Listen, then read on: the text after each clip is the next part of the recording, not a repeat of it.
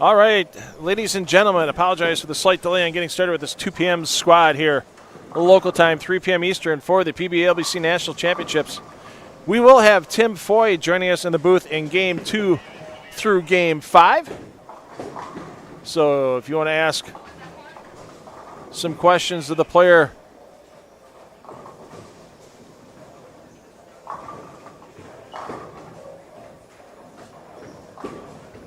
who just missed the playoffs this year.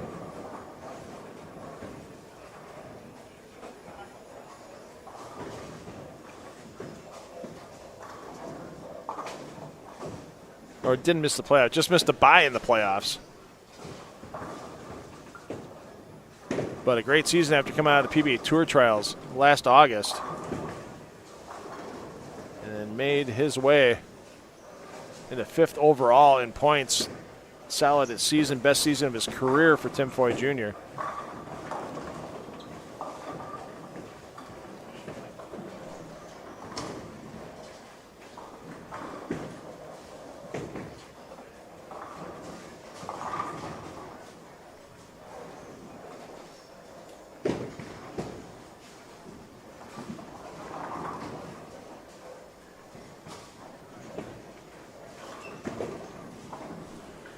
Take a look at some of the PBA exempt players that are on this squad. There you see one of them with Zach Wilkins. Too many Zachs on this squad. Zach Tackett is also on this squad. We'll see Zach in a little while.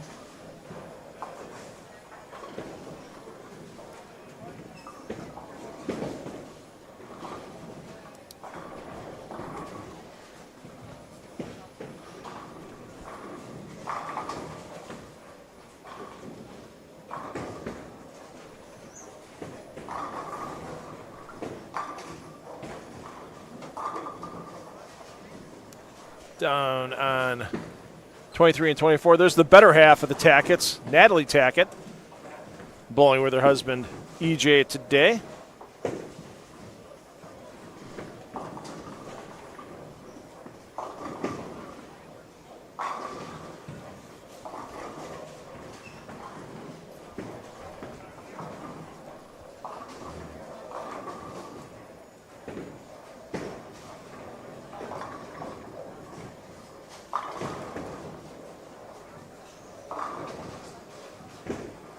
$2 Phil Browell taking you through the day here on the PBA main feed.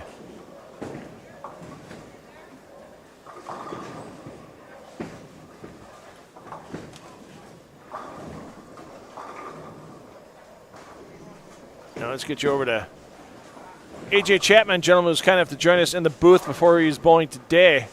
On 29 and 30, AJ will be starting there. You see him stepping up on that pair.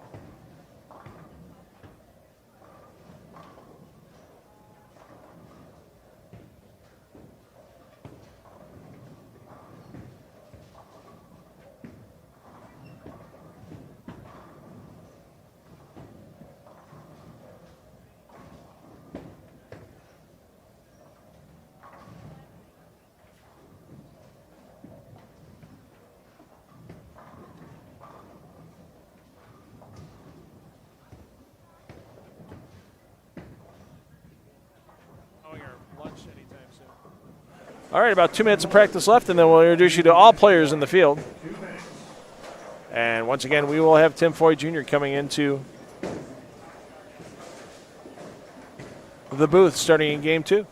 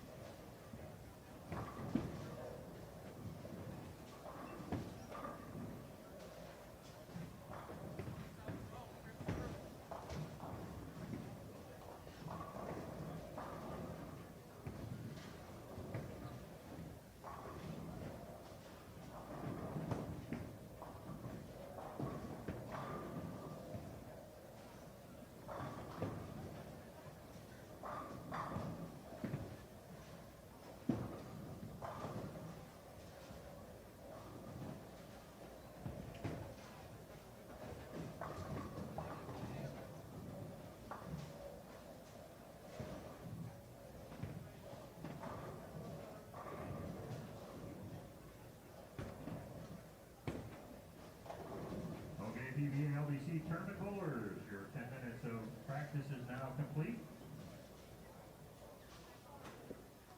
Before we get started, just a reminder that when everyone on your pair is finished with each game, please make sure to hit the space bar to move your scores to the next pair. Everyone, let's give these competitors a nice round of applause.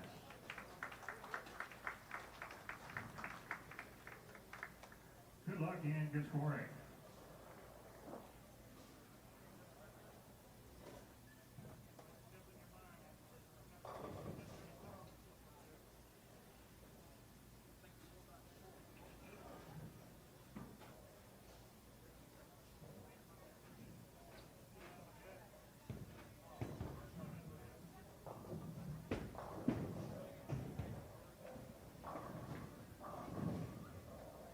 All right, let's get you started. Here are 1 and 2s with Jim Lucas, Bertolini, and Austin Euchre.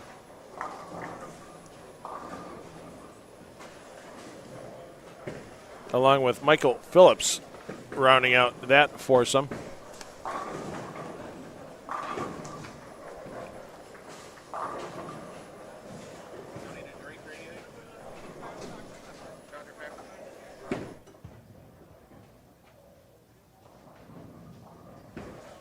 And once again, you can follow all of these pair feeds available to you on the PBA YouTube channel. If you open up the description of the video that you're watching, or if you are watching full screen, you'll have to bring the description in.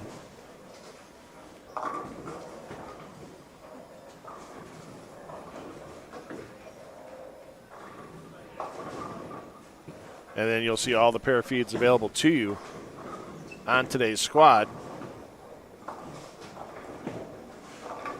It's a pretty full squad. All pairs we normally have in play are in play. Over here on 3 through 6, we have Tim Ekberg, Timothy Harley, and Thomas Harley on 3 and 4. On 5 and 6, Gage Knutson and Marianne Simpoli.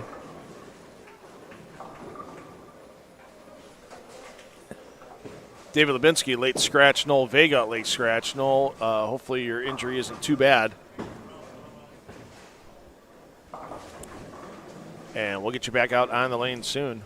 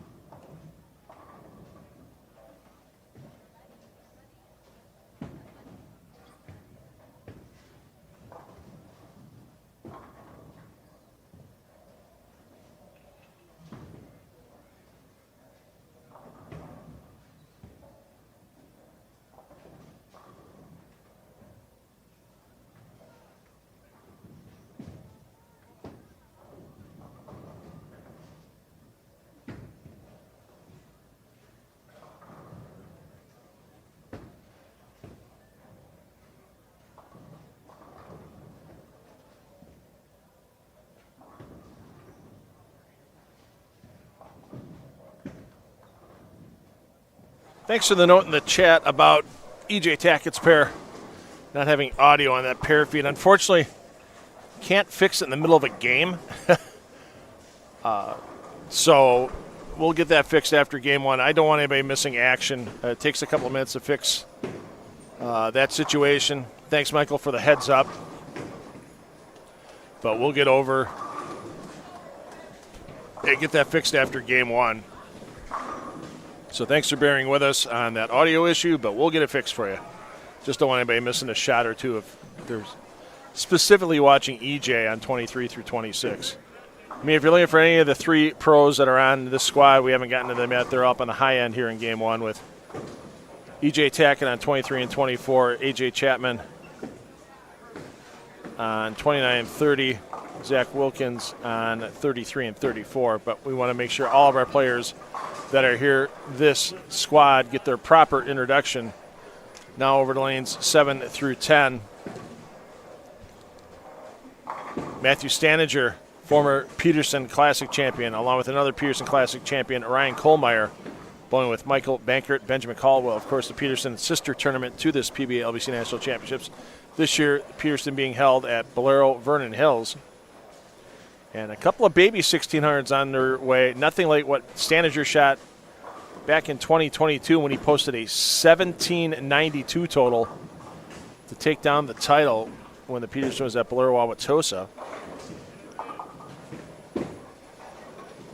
On 9 and 10, Matthew Smith, Phil Smith, Jeffrey Soderling, and Wade Widener. Your players on 9 and 10.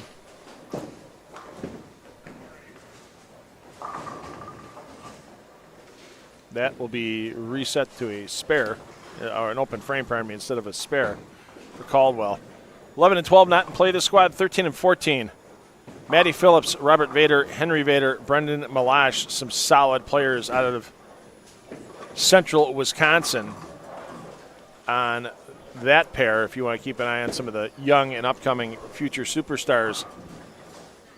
Malash, one of the hottest college players the past couple of seasons at Wichita State. His teammate Trey Heinrichsmeyer won the inaugural Open Classic Division title for the PBA LBC National Championships back in 2023.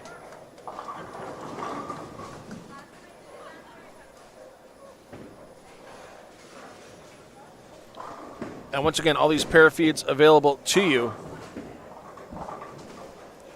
through those links in the description of the video that you're watching here on the main feed. Let's get you over to 15 through 18 on 15 and 16, Ed Galeasano. Kaiden Wilms, Tristan Wilms, George Bone, 17-18, Michael Reich, Jason McDougall, Bo Bertolini, and Dwayne Jenkins. Not Leroy Jenkins, but Dwayne Jenkins. Those of you that are video game nuts will instantly get that reference to Leroy Jenkins. And to find out after all those years that it was actually just all a setup and fake. But it's still hilarious to this day, every time I watch that clip.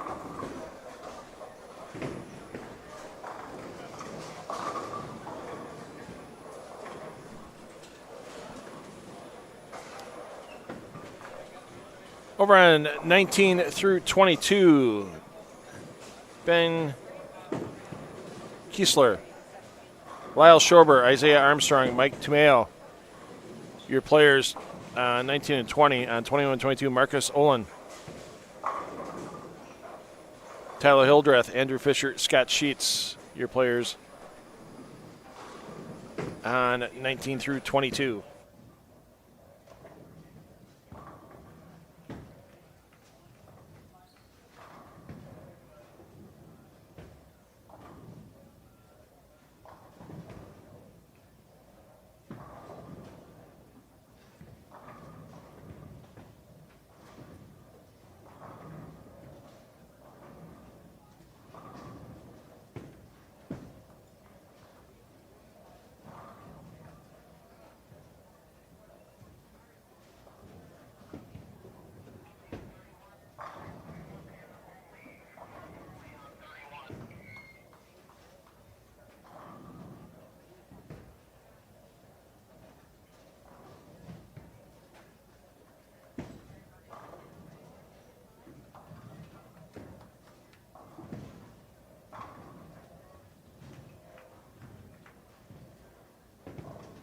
And let's get you over to our first pair with a PBA exempt player on it. Also a player that hits a lot of the PTQs. There you see Zach Tackett on lane 25. Not going to get the 10 to go on the front 5. Good news is he doesn't have to bowl against his brother today, as E.J. Tackett in the PBA exempt division.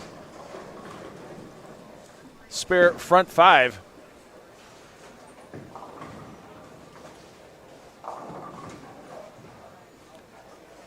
For E.J. Tackett, Natalie Tackett stepping up, working on a 2-teen pace. And there you go, knock them all down. It's got to be fun using your husband. When you go, what are you doing? Using your husband's bowling ball? Yeah, why, yes, actually I am, Natalie can say, as she's using that EXJ ball on there. And the Tacketts are bowling with Ronald Morris and Leonard Alexander. Alexander looking for the front 6, and that's not going to happen.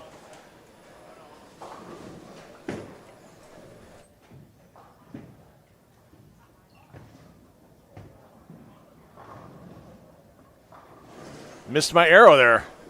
It's actually Leonard stepping up on lane 23. Robert with the errant shot at the pocket. Oh, wrap 10. Still not going to take the commentator curse blame on that one. Over on 25 and 26, Sean Crumweedy and Easton Taylor.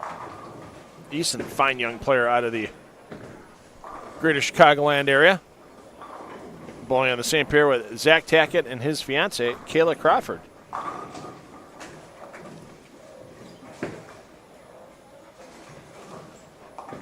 Kayla keeping it clean on the scoreboard early on. And unfortunately, Leonard coming back to earth after.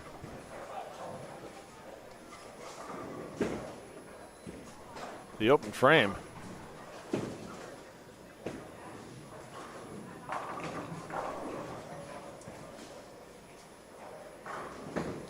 And once again, mostly on this squad, we're going to be bouncing around between our PBA elite players, especially if they continue to score well like E.J. Tackett is at the moment.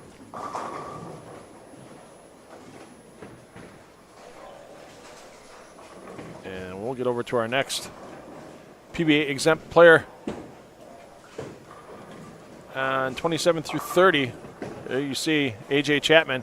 Yes, it's fully legal for players to bowl in shorts, even PBA exempt players in this event. Actually, if E.J., A.J., and Zach wanted to have an adult beverage while they bowled, which is normally banned in competition, or even having it in your name jersey at a PBA event, this PBA LBC event has a little more relaxed rules. So if you happen to be on a squad with a PBA exempt player and you want to thank him after you're done bowling and buy him a beverage, they can easily accept it once it's done. So bowling on 27-28 is Mike Pelham, proprietor of the bowling center in Clinton, Iowa, Plaza Bowl. Bowling with Anthony Matroni, Blank Dorbush, and Herb Middlestat. A.J. Chapman's pair, 29-30, Alan Riley, Alex Bryce, and Blaine Allred. Round out the players firing on 29 and 30.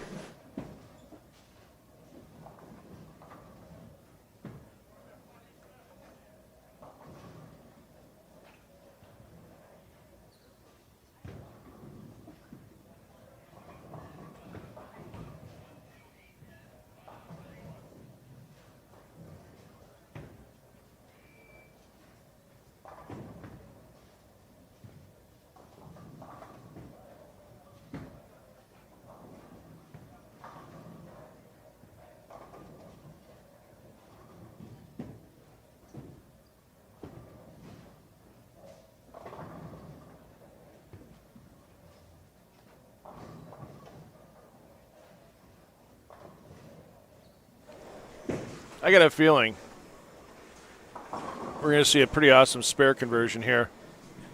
We'll get back over to E.J. Tackett as now his string is stopped. Thanks to that. 3, 4, 6, 7, 10. Oh, just caught too much of the 3-pin. So that's going to slow EJ down a bit.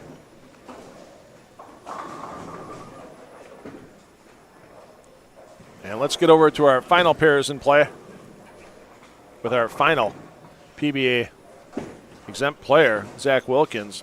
Wilkins on 33 and 34 with Thuan Se, John Kerwin, and Bryce Davis.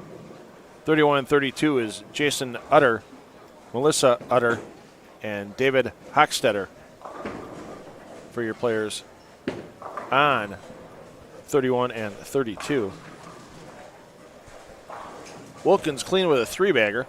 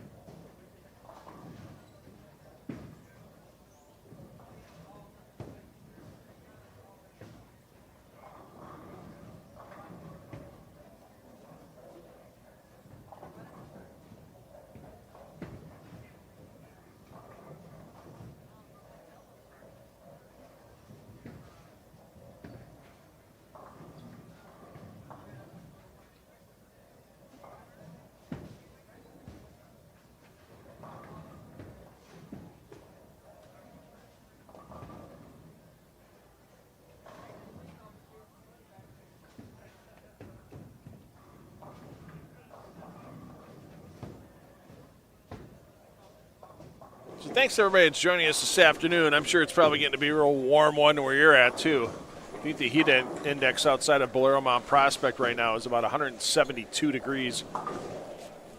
My goodness, I stepped out for a second between the 9 a.m. and 2 p.m. squads, and boy, I regret that decision.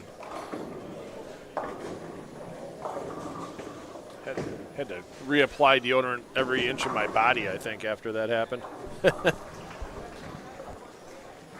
So Chapman gets them all to go. We'll check in on Wilkins as Wilkins gets a foundation frame strike. So Wilkins looking at getting in the 240s. Let's check in on EJ Tackett. As Tackett now on back-to-back opens, he 210 in the foundation frame. So Tackett looking at a game in the 230s after starting with spare 6-bagger. As his wife Natalie finds her first open with a chance for 207.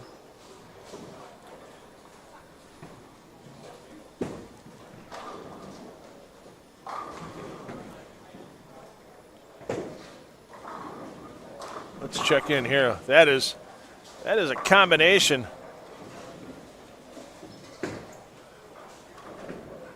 that John Kerwin has on that would make Kyle Troop smile in approval, would make Guppy Troop ask to buy it off his back.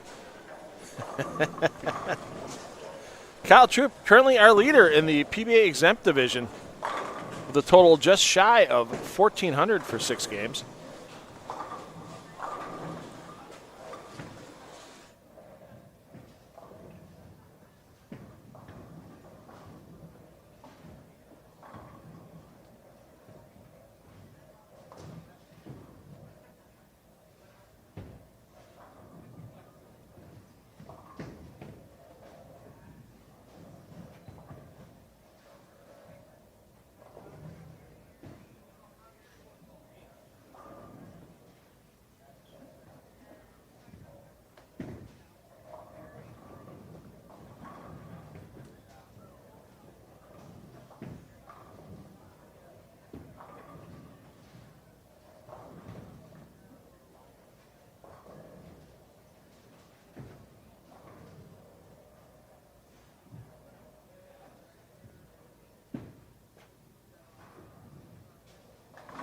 See what Wilkins can do here, looking to be the top guy for PBA exempt after 1 game on this squad. That and $6 get you a biggie bag with a bacon cheeseburger at Wendy's. Same as it would even if you weren't the leader on the PBA exempt.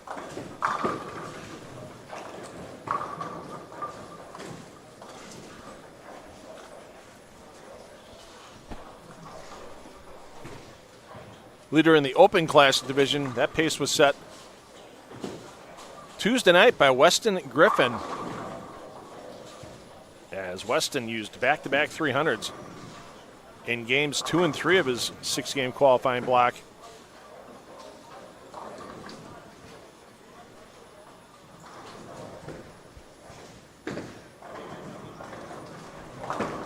To vault into the Open Classic division lead with a 15-23, and you say, but $2 Phil.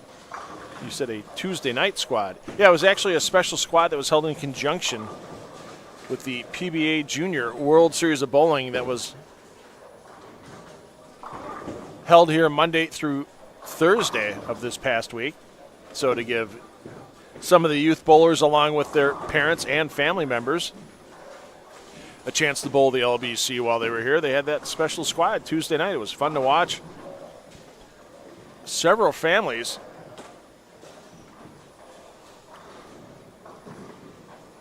having the opportunity to bowl.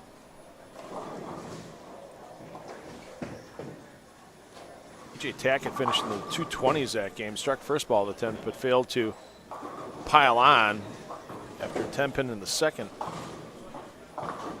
ball of the 10th frame. There's your 237 for Zach Wilkins. And let's check in on A.J. Chapman. He'll be stepping up the foundation frame, looking to get to 238. A.J. a little underachieving game one as compared to last year, as A.J. Chapman's opening game in the LBC National Championships in 2024 was a perfect game. Earned himself a mini Duke that's still sitting in the box at home in Dallas. As A.J. said, it's been a busy spring and summer for him, even when the tour wrapped up. Lots of lessons and clinics he's been doing in the Midwest and trying to keep the game sharp.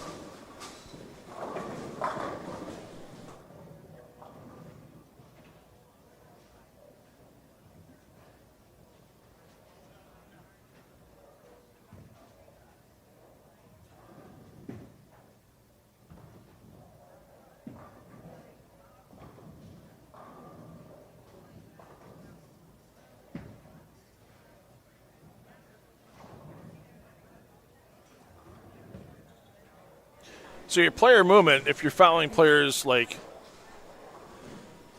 E.J. Tackett, or if you're following the Knuckleheads party on 33 and 34, as it was called in the chat, with Zach Williams and his grouping, that's a pretty easy lane movement.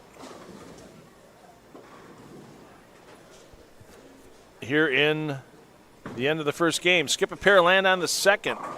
So you're going to see Zach Wilkins and crew go from 33 and 34 down to 3 and 4. A.J. Chapman and his group going from 29 and 30 to 33 and 34. And E.J. Tackett and his group going from 23 and 24 to 27 and 28. We will have Tim Foy Jr. joining us in just a few minutes, so please get those questions ready for Tim in the chat. No, asking Tim if his favorite number is the number 3 does not count for many reasons. But player movement, as we said, skipping a pair, landing on the second. As game 2 of this midday squad, we do have another squad tonight at 8 p.m. Eastern, 7 p.m. here in Mount Prospect, but we will not have a booth feed for that squad. You're still able to watch every pair feed, every frame, every game, every bowler, every squad on the PBA YouTube channel.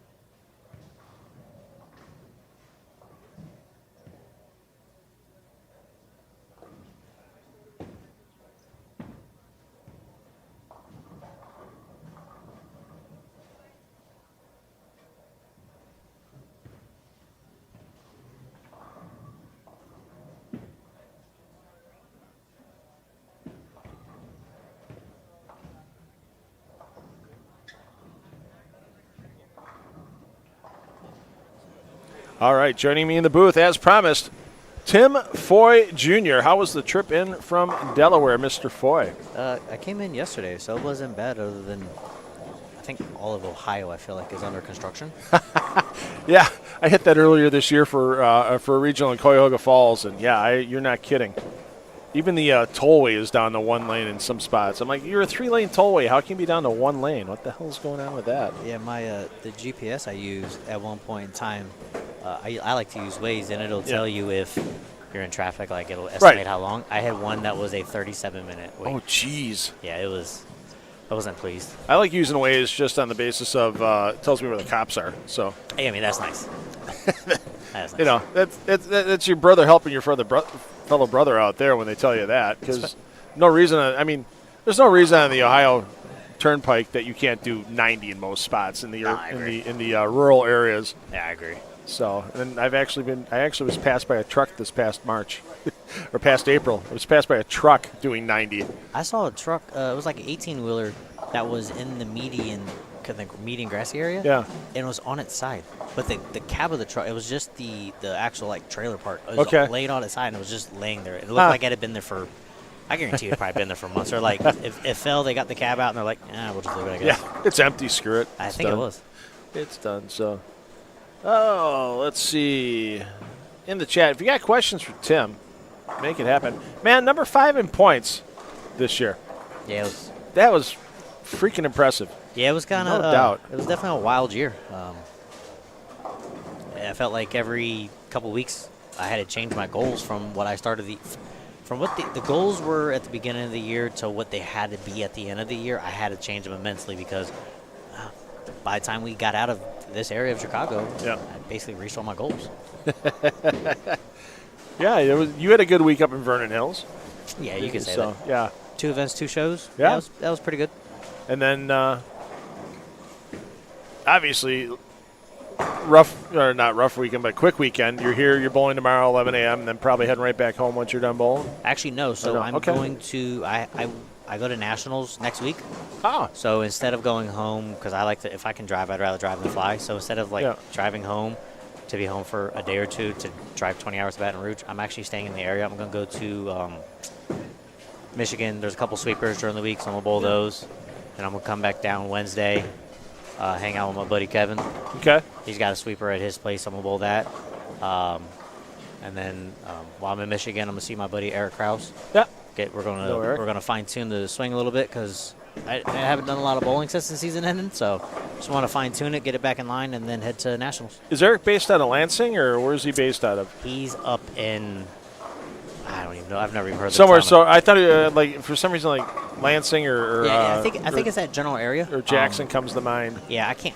I know he does lessons at Jack 60. I've seen him so advertise that's lessons. one of the places that I think that's where we're gonna do it. Okay. I'm not sure. Yeah. I told him just tell me where to meet him. I'm gonna be there. Yeah, I know there's the importance of lessons for people, ladies and gentlemen. I mean, when the pros are getting their game, refined all the time by coaches, and find somebody that's got good video work, because I know the setup that they have at Jack 60. That's the pro shop gentleman there, and he lets guys like Eric. Yep. Man, above angle, side angle, back angle. I mean, it's just so you can see everything working together, and it doesn't take much to get out of whack. No. Even Sometimes it just takes going to bed to get out of whack. At least for that's me. a valid point. Yeah. Don't get up on the wrong side of the bed. Literally, Literally. I've done that in the hotel. Oh, where the bed's been against, bed's been near a wall or something like that. I did that earlier this year. Got up out of bed the wrong way. Thought I was at home. Bam. Yeah, it happens. Wall. I've done stuff like that all the time. The wall will attack. Yeah, absolutely will. So one thing a lot of people might not realize, and it wasn't really mentioned a lot on TV, they touched on it here and there this year, is that you're still pulling the full-time corrections work in you can say that. Delaware while you're bowling on tour. I mean, is that Hard? Yes. well, we know it's hard, but I mean, do you at least have with being a state government employee, do you have good people that can kind of help look out for you when you're trying to schedule things and that type of thing? Or So we obviously do our vacation a year in advance, and I've been there a long time now, so I have a lot of time. So between that and then I worked almost every day. So when I got my tour trial spot, I basically worked almost every day until basically the season started. And then I earned enough like comp time, vacation time, so I can take off. So luckily, the tour is in a time frame where nobody at my job wants off, so it's easier to get the time off. If there was, like, I'm not bowling Lucy. Okay. Can't bowl the Lucy. It's hard with work. So, like, if there's a summer swing, I don't know if I would actually be able to bowl the summer swing. So, I mean, it is hard. And then I go back to in between stops when I'm home. I work. I mean, there was one day I made the Missouri show. I made Springfield, made the show. I drove through the night and went to work within 24 hours of that show. Like, it's wow, that's insane. Yeah. But as you said, you got a bunch of years in. Does it get to a point now where once you get a set number of years in, like I know, I don't know if you know the name Derek Olf, one of the best amateurs in the country. He won the AMF World Cup a few years back. Like, he's got enough years now where he's been a sheriff's deputy in Dane County, Wisconsin, where he could retire and then start bowling on the 50 tour. So you got like a date in mind set for that? Is that something that's going to be possible while you're having the tour life? I retire in 6 years. Okay. 6 years I can actually retire from my job. So full pension. Full pension. Not that I'm counting or anything, but right. Yeah, 6 years. Well, you know, corrections work can't be easy. I know a young lady when we used to go down to Lubbock, Texas for the South Plains Lanes and the super regionals and the national events they had there. One of the owner's daughters got into correctional work, and it just after 2 years of extracting inmates from cells and pepper spray and stuff, you know, it just got to be too much, and she got out. And you know, you've got how many decades in now? I got 14 years. 14 years. What do you take the aggression you have to deal with inmates out on the pins? I mean, yeah, I mean, it felt like it was this year. Yeah. Honestly, the job is what you make of it. I mean, you have your good days and you have your bad days like anything else. Okay. But I mean, it makes me enjoy life a little more, and it makes me appreciate the things I am able to do. The release that I do have from the job and all that kind of stuff with the bowling, it makes me enjoy and appreciate it a lot more, because when I'm home, I do go back and I see what life could be like for, you know, if things didn't go the way they were and stuff like that. So it makes me enjoy and appreciate things just a little more, because I see the bad side of it. Yeah, looking at your season this year, unfortunately, a few threes. Yeah, there's quite a few of them. There's 4 threes. Yeah.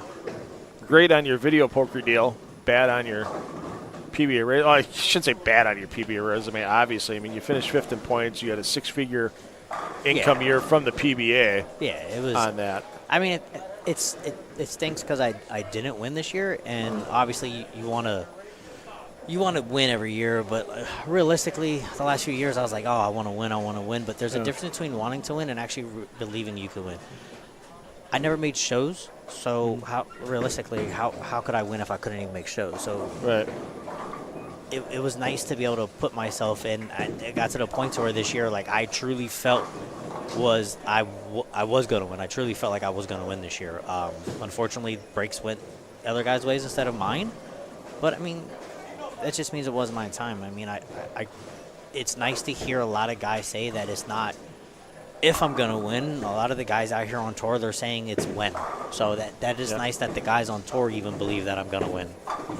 And I'll win. And it might be next year. Yeah. So, well, how many years were you a PBA member before you took down your first regional title? I don't even couple? know. Had to be a couple, yeah. A couple. I don't think it was 2. I got my card. I bowled 2 regionals as a non-member, and I cashed in both of them. So I was like, I was like, all right, well, maybe I'm ready to get my card. So I got my card, and then I bowled a couple regionals the next year, and I finished probably bottom 5. And I was like, oh, maybe I'm not ready. So I actually got rid of my card for a couple years, and I was like, all right, apparently I'm not ready. So I went back and I worked and I worked and I worked, and I got my card, and then I went like on a string to where I've been fortunate that the amount of cuts I've missed in regionals are probably on one hand in the last 8 years, it feels like. So I've been fortunate. I think I won my first regional. I don't even remember when I won my first regional, to be honest. No, that's fine. I get it. And, unfortunately, PBA statistics aren't what they used to be. It was probably like 2016 maybe was my first regional win, somewhere around there, I think. So you've been, you were the weekend grinder for a long time, and then decided, hey, time to take the big jump, and then did the big finish in Delaware last year really solidify taking that big jump? Like, I'm committing to it, and then getting the family behind you to do that? Yeah, it was. Yeah, I mean, Delaware last year was unreal to make the show, and because I made the show for the players, but I didn't actually truly make that show. Building up with COVID, so to me that show doesn't count. For me, it'll forever have an asterisk. Yeah. The show for me, that's my first real show, was when I made Delaware last year, and to make Delaware in front of the hometown crowd was just.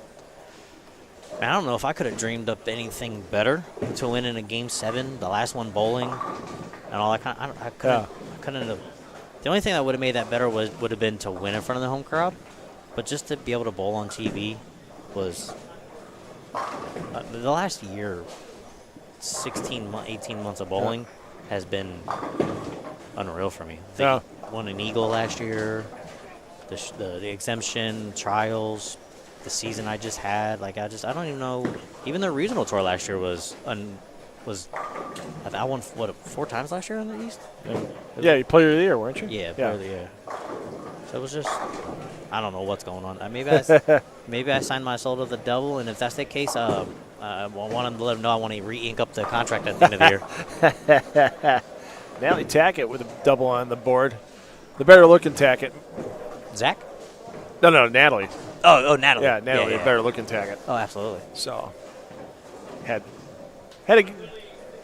she was one of the better production assistants I had back in my time at Flow Bowling when she was with EJ out on tour all the time, and helped her bring in an income, and Natalie's awesome. Stay out there. She's such a good person. And EJ, EJ, everybody sees him on TV, and leave the TV personality EJ behind. I mean, he's done some things for like players on tour, and he doesn't, pick and choose that kind of thing. I remember back in 2019 we had a swing up the East Coast for super regionals, they were national titles, but I mean it was like Wilmington, Delaware, and Gene Carter and all. Yep. And the travel schedule was just atrocious, and some guys had to fly, and they didn't have a tour services truck and that kind. And EJ hooked up his trailer. He hooked up his trailer to his truck, and he was playing ball shipper for a lot of people. For a lot of people on that, it's just EJ does stuff like that. EJ does stuff for people that people don't even realize EJ does it for them. Yeah. Like people just don't we know because we're out here, but right. EJ's one of those true, genuine guys that if he can help you, he's going to help you. People don't realize that. Yeah, very selfless. Yeah, he's very selfless. I mean, he's done a lot for me. Yeah. Done a lot for me. So that's one thing I honestly, I think one of these years, EJ, when he stops winning Player of the Year awards, he's one of those guys, too, that could easily be the Sportsmanship Award winner every year. Oh, absolutely. Or even stuff he does in the local community back in Indiana with the Tony Reyes Award for the community service. But we're not going to give him the nice guy award until he stops beating us all the time. He don't have my vote for the nice guy award. He's the reason why all the guys on tour are broke, because he's got it all. Right. Looking at your record this year, it's stellar. Skip the first tournament of the year, you didn't cash, and then it's just a string of cashes. Yeah, except for I think the only ones I missed were Delaware, the Masters, and I missed the PTQ at the TOC. Yeah. If I make that cut at the TOC, I'm actually 4th or 3rd in points, and I get a bye, and playoffs maybe go a little different. But look, if you had told me at the beginning of the year I was going to make the playoffs, I'd have signed me up. Bet Rivers would have had a line of minus 10,000 or something like that, probably. To be honest, I couldn't imagine what my odds to make the playoffs would have been to start the year. It would have not been. It'd have been probably worth betting $10 on just in case. Yeah. And even a smaller field as well, because it was only 12 players that made it this year, where in a couple past years has been 16. Yeah. So. Just to say I did all of that. The brand show was awesome. I wanted to make that brand show. Yeah. That was a goal of mine. To bowl in the All-Star show was awesome. That was so much fun. Put the average over all those games on tour this year in 17 events, averaging 224.5. This is incredible. I think that's higher than my league average. Well, so many PBA guys say it. They get to an event like this with a little bit of a softer lane condition than what they see on the tour, and all of a sudden, they make Plaque 10 all the time? They make tour moves. They go all of a sudden, I made a tour move, and that was the wrong move to make because this isn't a tour event. 100%. How often do you find yourself trapped in that while you're bowling league at home? All the time. All the time. I can't get the 10 out at home. What's your home center again in Delaware? So I bowled league in Chop Tank. I spent a lot of time in mid-county lanes. In mid-county? I spent a lot of time there. I actually bowl there in the summertime. I bowl in Middletown at mid-county lanes. In the wintertime, I bowl in Chop Tank in Cambridge. Okay. Yeah, if you think you bowl a lot of games in your 2 leagues a week, viewer, during a season, in basically 4 months, Tim Foy bowled 370 games that counted for score, not counting practice sessions. Practice 10 minutes before a squad starts, all the balls thrown there. So I think 100 of that was in Reno. Probably.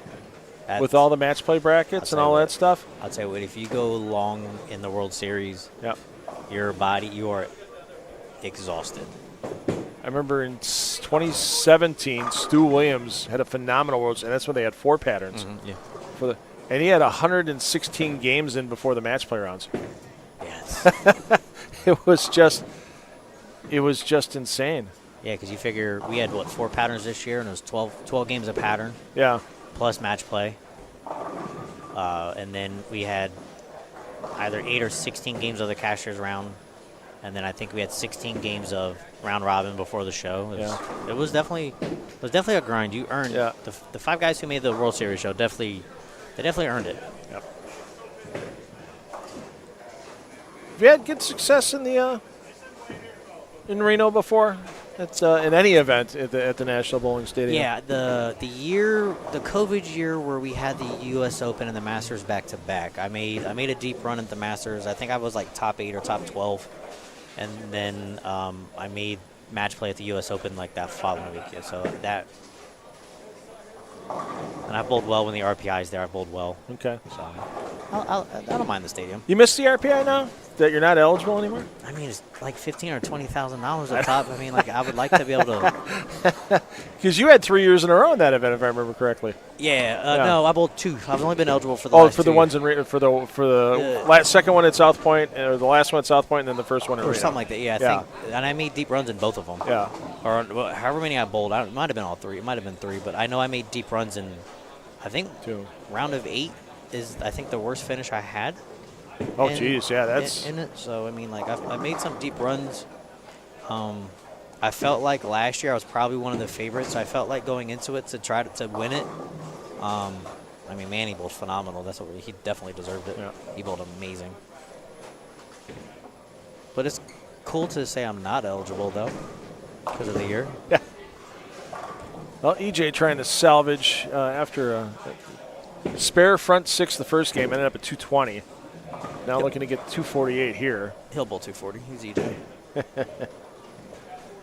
Yeah, we'll take a peek in on Zach Wilkins. As Zach is going to be we'll peek in on Zach before EJ bowls. There he is, coming in on the right side of your screen.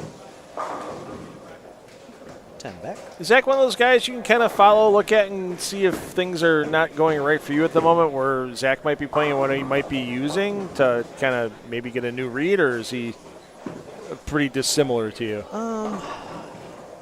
I don't think I bowled near Zach at all this year, to be honest. I don't know who it would be. I would go. Honestly, like some of the guys I would try to watch would be EJ, Ogle, Belmo. Those would be some of the guys I try to see what they're doing. Yeah. Luckily for me, I didn't have many spots where I felt like I had to go figure something. I saw it all year. It was just. I don't know how to explain this year. I saw it all year. Luckily for me. Yep.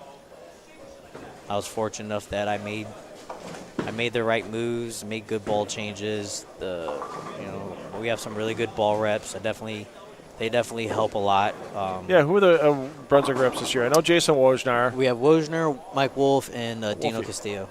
They were amazing. Yeah.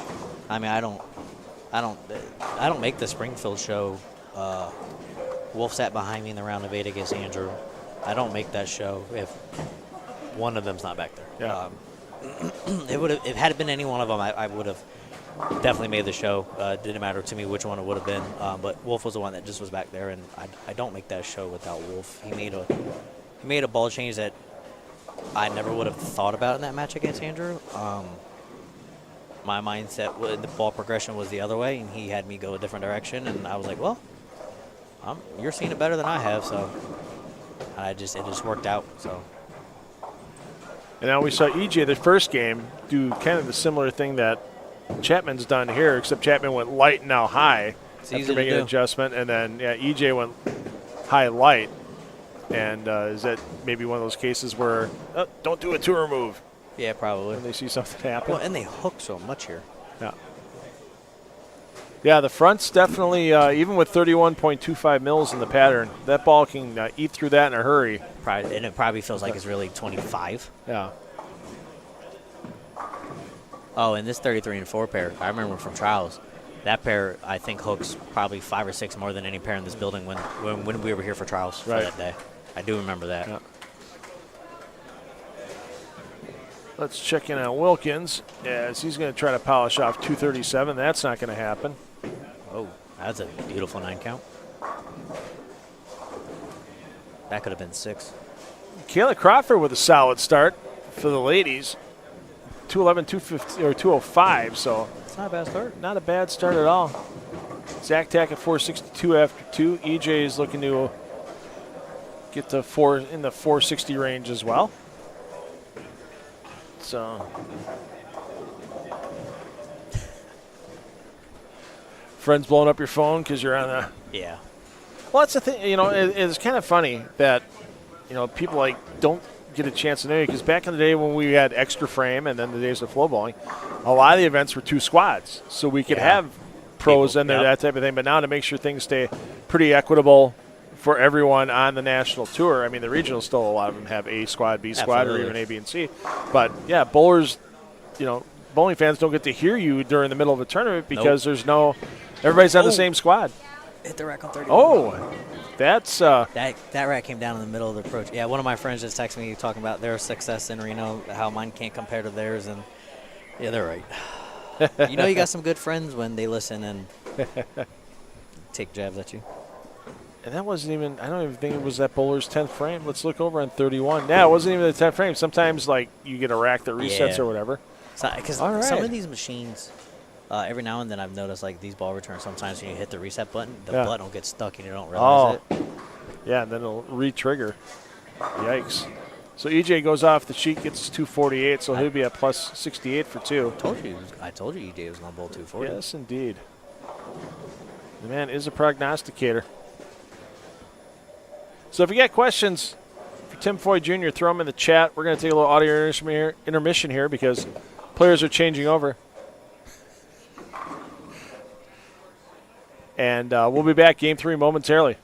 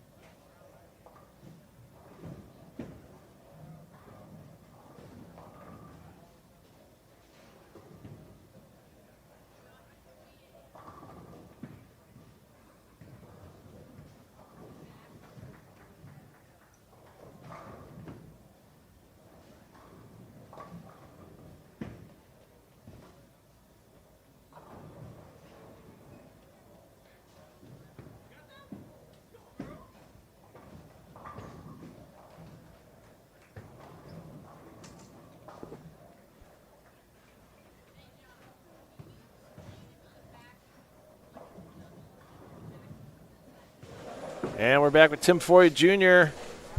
Game 3. We'll keep following our PBA elite players. We have 3 of them on the squad. EJ Tackey's here right now at 33 and 34. If we go down to 5 and 6, we've got ourselves a little AJ Chapman who opens his first frame, and then we get over to 9 and 10. Get ourselves a little, we jumped one pair too far. Zach Wilkins. And Zach looking at some ugliness right now in the second frame. And only gets 1. And question in the chat for you. What do you consider, Tim, the sleeper ball of the year so far? For me, Yeah. stealth mode. Okay. That track stealth mode, I've used that a lot this year. I probably have drilled 6 or 7 of them because I've used it so much. I don't know if there was an event this year I didn't throw it. To be honest, like I feel like I threw it almost every event at some point in time and it had to come out my bag on any pattern. Is it just because the core cover combination matches up with your roll so well, or I think it's that line in general. The original stealth, the original stealth was the same way for me. That was one of those balls that I just felt like I can throw on anything. Right. It just must match my game. Yeah. And then the stealth mode being the next solid in that line, it literally just fell in that spot for me. So that for me, my sleeper ball is that track stealth mode. Nice. And then was there, I see so many people on ball reviews. Oh, this ball's great. This ball's great. This ball's great. Was there just a ball this year that you didn't match up well with, but you saw somebody else really match up well with? Where all of a sudden you're like one of the guys on your Brunswick staff. It's like, wow, how does he get the ball to do that? And because once we said different ball rolls and yeah, such. so, I mean, I don't throw a whole lot of the bigger ASIMs. I'm not able to. They don't match up for me well. So, like our Mesmerize is really, really good. Yeah. I threw it like a game or two in Springfield, and I started each block with like 5'10", so obviously that ball worked well. But Right. my window to use it is so much smaller than certain guys. Like I've seen guys use that ball for 5-6 games where I can only use it for a game or two, but it's pretty big, it's pretty slow. I don't have a lot of ball speed to begin with. Yeah. So for me, I feel like that bogs down on me a little quicker, and it's my game. It's not the ball. It's my game, and I think that's what some people miss. Like when they say a ball is bad, it's not that a ball is bad. It's just it doesn't fit your eye. It doesn't fit your game. Or it just doesn't fit the condition at that time frame that you're trying to throw. It's not that the ball is bad. It's just it's probably the wrong time to just throw that ball. Right. So, yeah, and that's why always talking to your pro shop guy, make sure they're knowledgeable and they know what's up and coming with the latest and greatest equipment and what may have worked for you in the past. And then you can make some decisions. Like, I mean, fall's going to be on everybody soon enough. I mean, are you going to be at Bowl Expo at all in a couple of weeks? Or? No, I won't be. Yeah, same. But that's where everybody's going to get to see the latest and greatest releases. They're going to be coming out in the fall, and the giant booths that all the ball companies have with 37 balls in them each. And I've always wanted to go to Expo, and it's in D.C., so like for me it's drivable. Yeah. It's 2 hours for me, but I forget what. I think I'm at work that day. It's a tough schedule with being right before the 4th of July as EJ's string ends with a. When is Bowl Expo? Starts next week, Monday. A week from Monday, the 30th. I'll be 30th to the 3rd. So yeah, I'll be in Baton Rouge because I bowl the 1st and 2nd of There Baton you Rouge. go. That's where I'll be, Baton Rouge. Yeah. I knew I had something going on during Expo.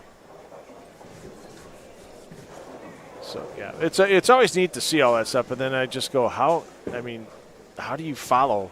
I mean, there's 200 bowling ball releases a year between all the companies. That's just the PBA product registered companies. It doesn't count some of the smaller ones that are out there. How long have you been on Brunswick staff for? As long as I can remember. Okay.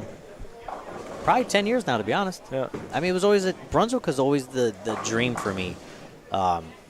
Everyone that knows me knows that I grew up around Parker. Dad and Parker were friends growing up. They bowled together as kids and all that kind of stuff. And we used to, when the tour was in town growing up, I was always there for Parker. So it was cool when I made the show. Parker made sure to be there for me. And Yeah. there's a couple embarrassing photos of me from making the shows when I was like 8 or 9 when Parker made them. So thanks, Parker, for that. But so Brunswick was always the dream for me. So when I got the regional staff for Brunswick, I always had a goal in mind that I wanted to eventually make the national staff because, I mean, most kids growing up, they have like 5 or 6 jobs that they say they want to be as they grow up. You know how every kid's gonna they want to be at this or that growing up. Figured out why no pros bowl 1400 yet. We're bowling on the approaches and the back. You got a point, AJ.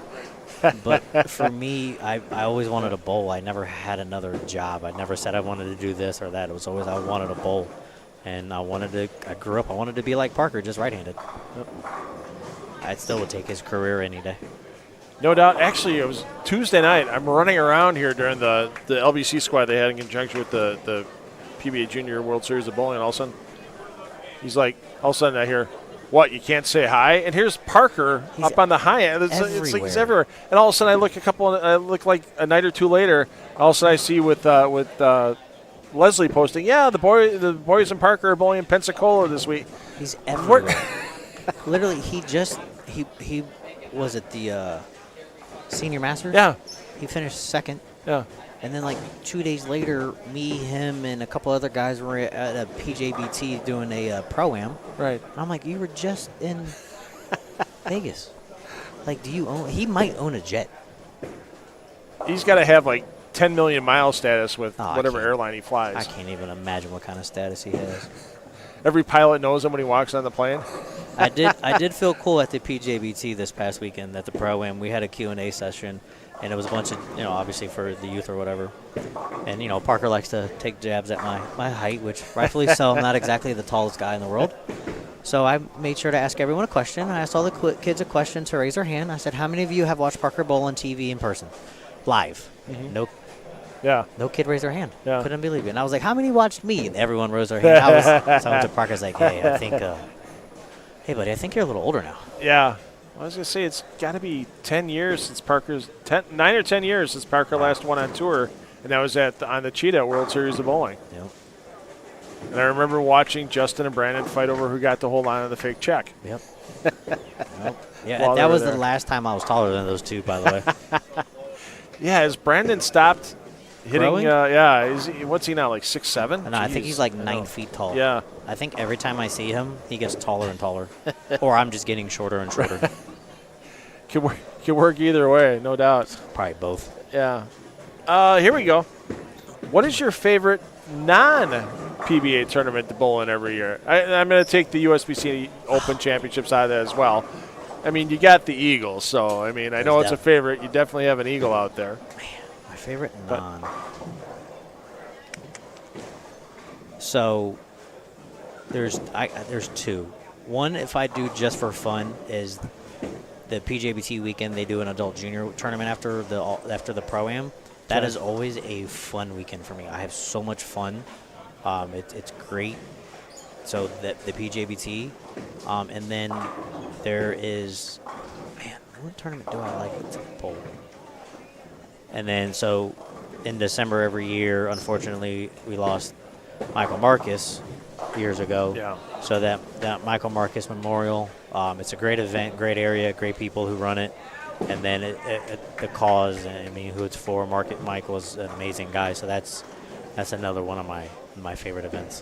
That is one of those that I unfortunately had to miss one time for bowling. But that is one that I will forever, if I'm not bowling, or even if I am bowling, I will forever be a donator to that event, whether it be a ball, whatever. Like, I will always support that event one way or another. I remember one time sitting after when the World Series of Bowling, the first year was in the Plaza for the finals in 2014, and Michael Marcus had bowled the World Series of Bowling that year. We're sitting at the Silverado Bar at South Point, gotten done, and we're just hanging out, shooting the shit, having fun, and let's just leave it this way, another bowling live streamer walked up to the booth where we were sitting, and one of the other people that were there said, "You need to walk away." And the guy kept chatting, and Michael just gets up and he turns around and he goes, "How effing stupid are you? You need to walk away, because if he doesn't kick your ass, I'm going to help kick it for him." Yeah.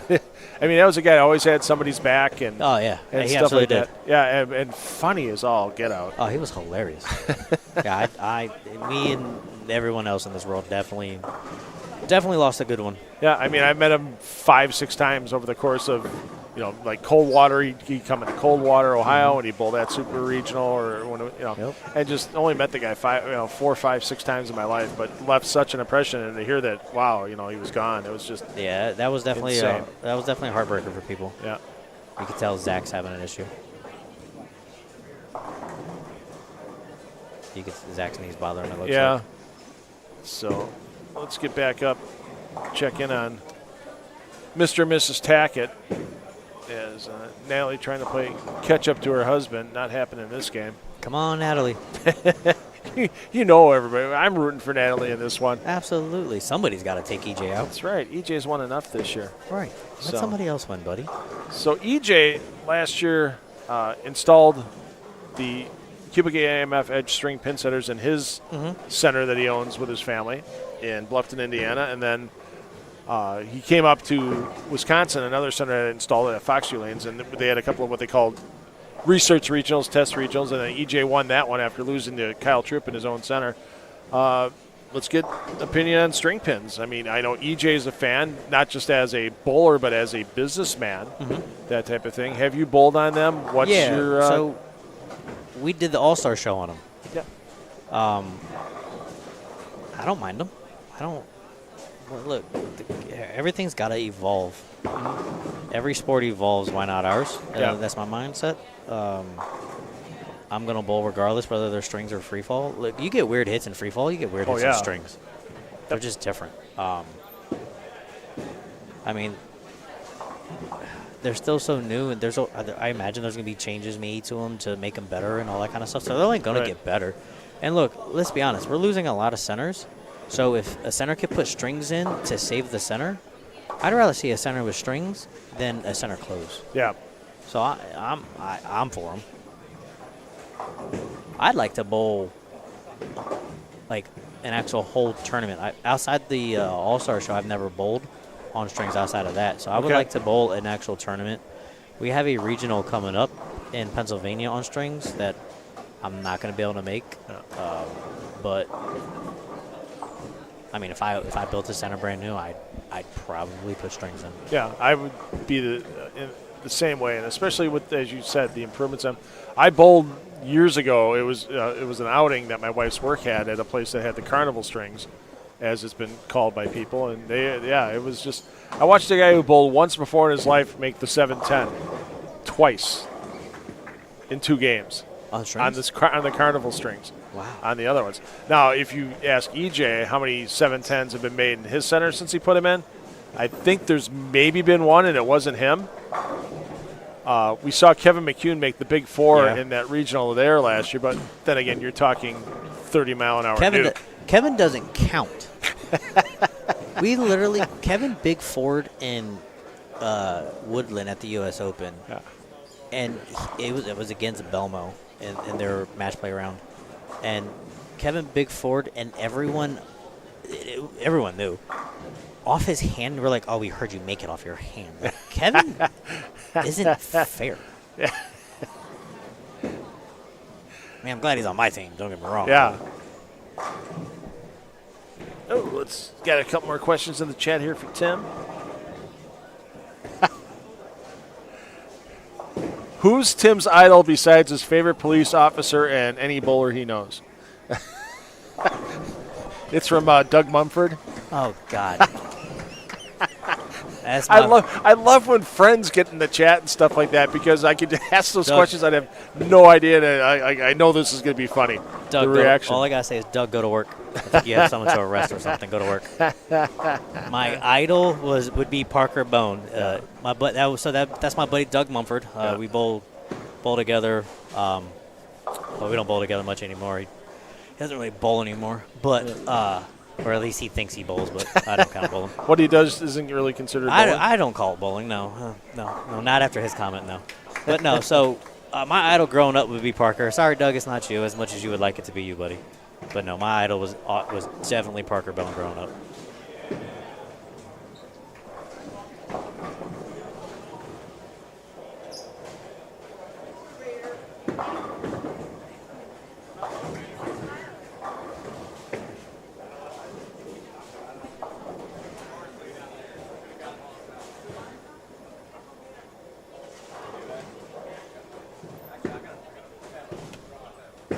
So EJ trying to get into the 250s again, trying to make a run towards that PBA exempt division lead. And not going to get the 10 to go that time. It doesn't seem like it's overly tough to get to the pocket. Finding a way to get 10 down from going pair to pair seems to be the issue for players. Absolutely. And not just even the exempt players. Nice, everyone. I mean, watching Griffin the other night go back-to-back 300s, put up 28 in a row before he stopped. It was That's just impressive. insane. I don't care what pattern you're bowling on. You throw a 28 bagger. Yeah. I don't care if you're bowling on a 100-to-1 pattern. Like, 28 baggers a lot. Yes. Let me see.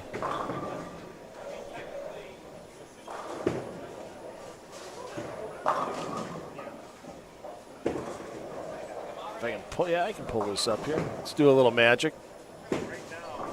Let's do a little less audio magic and a little more video magic here.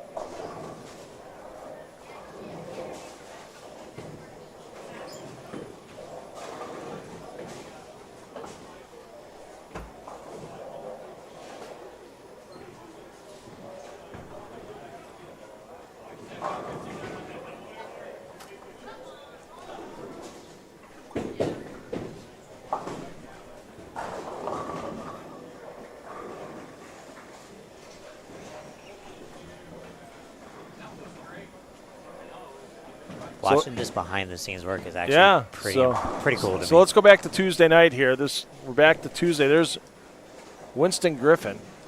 What IQ Ruby. He's in game 2, and he's not putting a lot on it. There's not a lot to it, but when you can put up 28 in a row like he did, it's just insane to watch. And he's 17. Is he really? Yeah, cool, calm, collected. Like, okay, he had to wait a couple of minutes for a deadwood clear. That was like they tried to clear it was just in front of the rake, and then they waited to get it. The kids were used to it all week. Don't throw a ball down the lane. Wait till they clear it with the PBA Junior World Series of Bowling. So he waited till that got cleared, and then here it is. He's been standing around for a couple of minutes. Oh yeah, no problem. Let me flush 10 back again. And just like the other side of the pill. Yeah, just looks like a little left of the track area with a ball that's really not aggressive at all. And I'm gonna bring my dark side in today. It's funny because watching some of these players before they even get started on the amateur side of things, they're just coming in. I saw guys hitting balls at 500 grit. I'm like, I want to go to them. What are you doing? Just because there's 31 mils in the pattern doesn't mean you need to have scuff on your equipment to make the back end work. That reminds me of a tournament.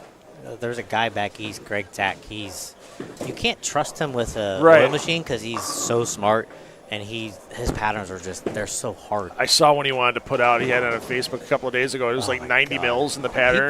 He put out one in Lodi, New Jersey. It was 40 mils, 40 or 45 mils. It was unbelievable. It was like 47 feet, 45 mils, and everyone's hitting balls with like 360, 180. I'm like, you guys, I wouldn't do that. Just because, like, Greg's the kind of guy, if he tells you there's 40 mils, he didn't tell you where they're at, though. Yeah. Like, there might be 30 mils down lane. Like, you just don't know. And I literally watched guys hit their ball with 180 and their first ball go in the left gutter the minute it hit the lane. I was like, yeah. There you go. Could have told you I told you so, but I'm not going to tell you. It's competition. I'm not going to tell you. Oh, no. A couple of them were my buddies. I made sure to tell them so. Okay. Oh, yeah. When you're my buddy, if I can give it to you, you're going to get it.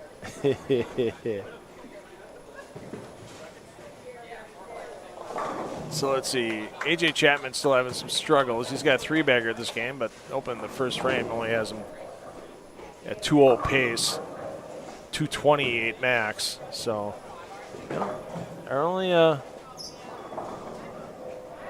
that's really hitting him up now. The exempt players is EJ Tackett. That's normal.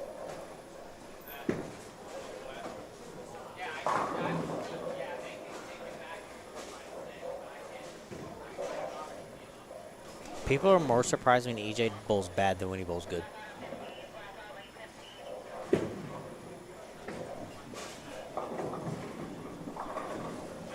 The wonders of electronics sometimes, like why I wonder why it's not doing what it's supposed to do.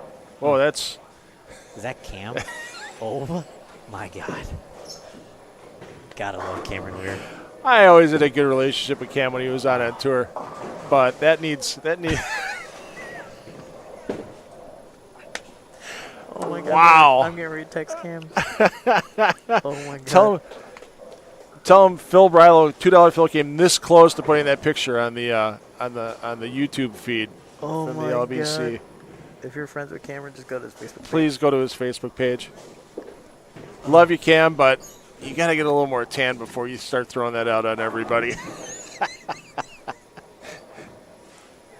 There's more than Cam that needed his sunglasses for that picture. How you doing, man? Everything good?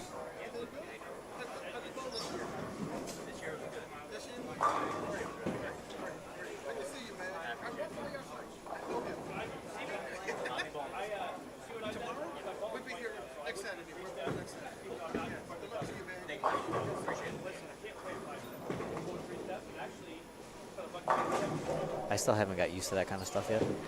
But the fans coming up and acknowledging you're a darn good bowler? Yeah, it's still not used to it. In time.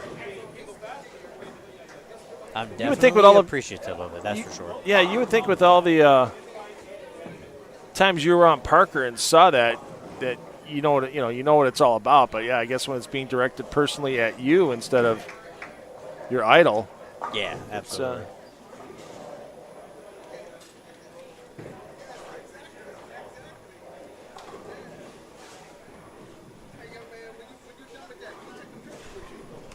yeah.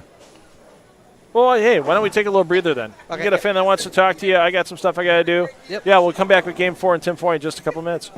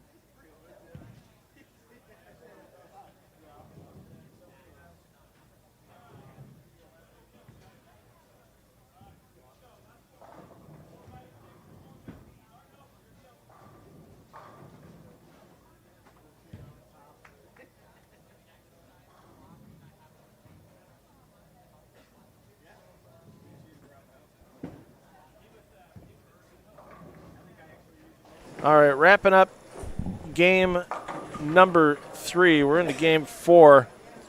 I'm going to tag out. We got the reliever coming in. The starting lefties moving to the sidelines. We got a righty-righty matchup here. We're going to have Tim Foy Jr. talking with Rogue Foppy. So if you have questions for Tim or for Rogue, hey, why not throw them in the chat? And we'll elaborate a little bit more. We're going to start off with, we were talking string pins before we left. Rogue's going to pick up with that, and I think it's going to be a pretty good conversation here.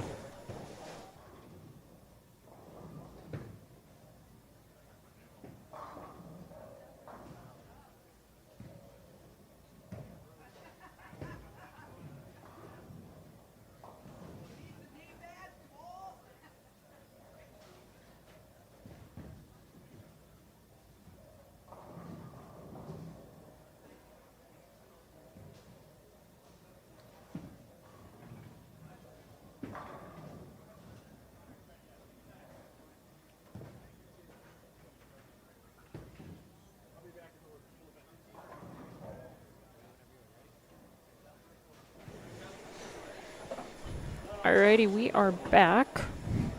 I am back. Tim's been here the whole time. Yep. All day. You ready to bowl for tomorrow? Yeah. Yeah. Hopefully the knee holds up. The approaches seem to be a little on the tacky side, so we're going to definitely try to take it easy on it tomorrow. Definitely. I will say, being here from week 1 to now week 4 in the weather change, there's a lot more forgiveness. Yeah, I mean, it's 147 degrees outside, it feels like. So, I mean, that's not going to help these approaches. Oh, yeah, I'm definitely taking it easy tomorrow. I'm not as young as I used to be.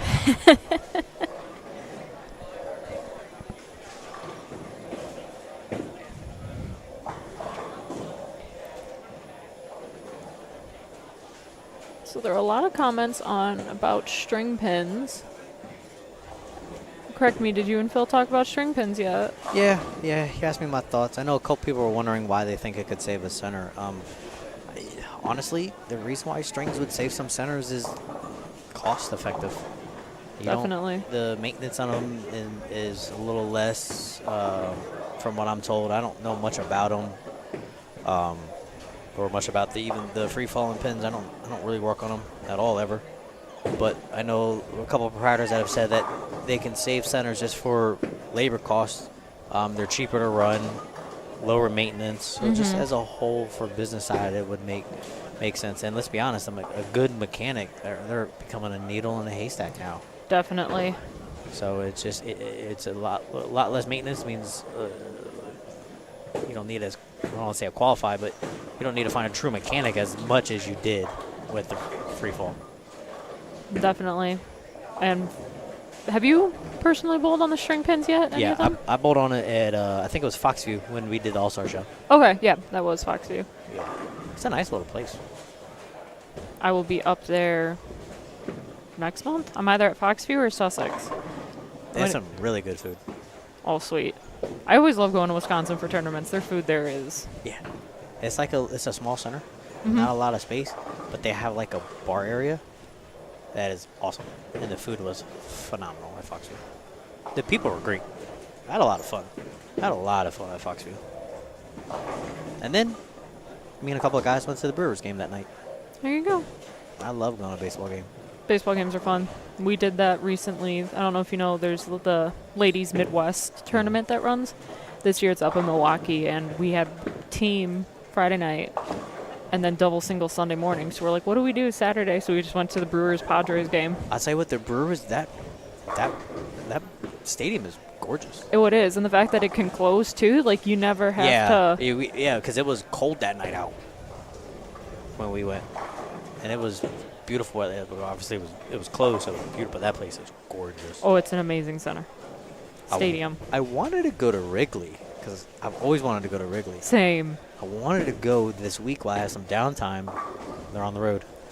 Of course. They had a game today at 2 o'clock. I was like, well, I can't go to that. I tried to get here early enough yesterday because I got in last night. Mm-hmm. They had a game at 2 o'clock. I was going to go yesterday. The game tomorrow is at 2. I bought 11. It might be cutting it a little close. You know what? If I missed the first inning, I missed the first inning. Yeah. You're still getting a Wrigley experience. That's what I want. I want to go to Wrigley. the White Sox are in town this week, so I might try to catch a White Sox game. There you go. I'll be making my way down to Soldier Field for the first time this fall. Not for a Bears game, for a concert. We'll be seeing System of a Down, Avenged Sevenfold. I like Avenged Sevenfold. I wasn't a big. They're older groups. Yeah, they're doing a double team concert, and I'm like, yeah, I want to go. It's gonna be great. That would have been a concert I would have went to when I was back in like high school. Ugh, from my age now, I think. Yeah, I liked Avenged Sevenfold growing up. I don't listen to that music as much anymore. I get headaches now, easily. You have like a go-to pump-up song for when you're bowling? No? No. I just listen to whatever my playlists and my Apple Music gives me. When I throw my AirPods in, I hit play. I just hit the shuffle. I just hit the shuffle button. Like me. And then my music selection is all over the map. All over the map. I probably have every genre, like Broadway music included. Same. I have a musicals playlist. I have a scores playlist full of like, I don't know if you know who Hans Zimmer is. No. He did Pirates of the Caribbean, the Dark Knight films, stuff like that. He's my favorite all-time composer. So I have like scores playlist. I have rock playlist. I have workout playlist. My younger self put a K-pop playlist on there. I don't listen to that anymore. What is K-pop? Korean pop. Okay. It's so like how there was NSYNC and all those other like boy bands. Yeah. It's today's generation's boy bands, but it's all in Korean. Yeah. And there's also all girl groups and mixed groups too, but that's what. We can dig it. We got someone asking, Bryce, Tim, what was your journey to going pro? Long and hard. I actually tried it one time. So I bowled two regionals without a card.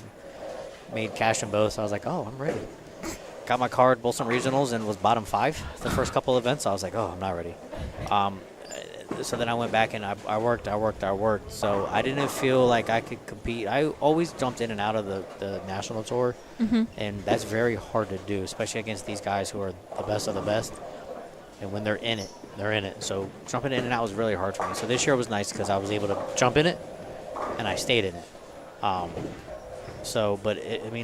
It was a lot of hard work, a lot of practice, a lot of like mental. I read a lot of. I probably read a few mental books, like just.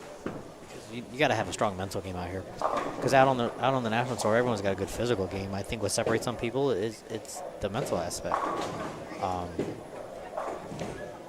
So it was just a lot of that, and of course, the experience is huge. Like I think all the failures that I had on tour, the non-success, and then the events that I would have a success, I think I learned from all of those to parlay it into this year, and I think.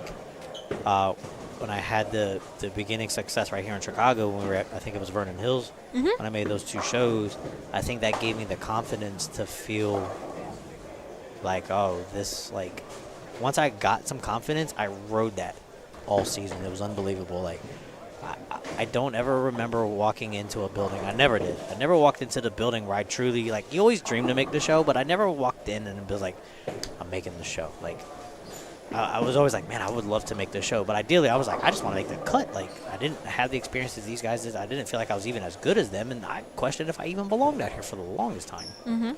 And even beginning of the season, like, I had talks with people like, bro, I don't think I'm cut for this. Like, I just don't think I have it. I was like, I thought I was a very, like, the regional side of it, I thought I was probably one of the better regional players. And I felt like I was a really strong regional player in the country. But then when you put me against the big fish, I felt like I was a little fish. But somehow after Chicago happened and then Springfield happened, I started feeling like I was one of the big fish. I guess maybe I was in a way, but I think you got to have confidence. If you don't have confidence, the pins know. No, I was talking about that with Phil in this morning squad. I was like, I have adapted more of the mentality of just, I can't change anything. I can't change last frame. Like, I'm going to go out there and do what I can. This is going to be great. And my goal always going into any tournament is make cut. Absolutely. If I can't make cut, because I've only been bowling about 6 years now. Okay. If I can't make cut, just go positive. Let's at least just try to go positive. Averaging 200 on challenge sport, 5-6 years into bowling, It's not bad. with only like 3 years of sport under my belt. It's really like, good. That's you set small goals and you work up to the big goals. That was what I did. I set small goals this year. My first goal was to bowl well enough to keep my exemption if there was one and make some cuts. And I wanted to make a show to prove that last year's show wasn't a fluke. And 3 weeks into the year, I had to change my goals because I was like, they were short. So then I had to change them. And then a few more events happened, and then I had to change them again. So, I mean, luckily for me, I had to change them for the better. So my goal next year is to have one goal, is to win. It's my only goal next year. Just want to win. I will say I was at the Owens Classic watching. That was my first PBA step ladders, and you put up one heck of a fight. I tried. Dom just outbowled me. I could live with losing, especially when they outbowl you. It's easy to tip your hat when they flat out outbowl you. Dom flat out outbowled me. It's hard to lose a match because of your mistakes, which is I had to deal with against Vi in Chicago. Actually, right here at Vernon Hills. When that match against Vi, I missed the 9-pin, no excuse. And I still had the chance to shut him out in the 10th. Then I 2-8-10, then, gave him a chance. And he did what I knew he was going to do the whole time. There was a reason I didn't want to give him a chance because I knew he would do it. But, that's why he's one of the best in the world. So, but my only goal next year is to win. Definitely. I think you got it. I do too. It's cool. The guys out here all tell me it's going to happen. It's nice when you hear your peers say it's not if, it's when. That definitely helps the confidence that they have, that even these guys have faith that these guys know, hey, he's good enough to win. Yeah. So that's nice to hear. Because a lot of guys out here, when I was at bowling full time out here, a lot of these guys, I looked up to EJ. I was just going to ask, who'd you look up to the most before you came out on tour full time? Before I came out this year, obviously it's Parker Bone was the guy for me. I mean, he's a family friend. So he's the guy for me, but it's cool to be able to call these guys friends though, because I don't consider myself a pro. I'm just a guy with a job who gets to live a dream. Is the way I look at it. Oh, look at Natalie and EJ. Husband and wife duo.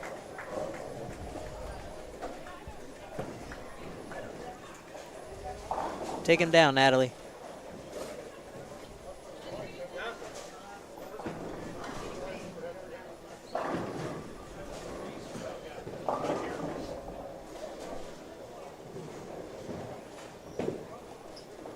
Now, besides the Black Hammer, any other ball that you primarily used, had another favorite of? So I felt like any ball that Brunswick had, the Brunswick 7 brands that had blue in it, I used a lot of it. That's what a lot of people say. If it had blue, I used it. So the Effector, the Stealth Mode, the Hammerheads, those were GB5. Those were staples in my bag this year. The Stealth Mode especially, I'm pretty sure the Stealth Mode, that is my sleeper ball of the year. Just how really good that ball is. That might be the only ball I used I probably used that at every stop once I drilled it. And I've drilled many of them. And I go to Nationals next week, and you best believe I drilled a fresh one for Nationals. When I was a free agent and I was throwing brands of Brunswick still, I had Track Paragon Solid was my absolute favorite. I never got to throw that one. I had a pin up and a pin down of it, absolute favorite, and then my sleeper ball was the Track Stealth, the original Track Stealth. So that's the part of I was, like I told Phil earlier, I think that's why I like the Stealth Mode so much, because the Track Stealth, that was my sleeper ball. That was that still might be my all-time favorite ball is the original Track Stealth. I love that ball so much. That was nothing else works. I can go to that ball. That ball's great. That's how I felt. I threw that. I think everyone's got that one ball that once it's in their hand, they just get so comfortable. It's like my security blanket. I used to bowl tournaments, and I would just be struggling, and I would just grab that ball. I'd be like, oh, my swing's so bad. Everything's off. I just grabbed that ball, and things just, it's like the ball was magic. I fell back in line. I don't know what it was. It just fell back in line.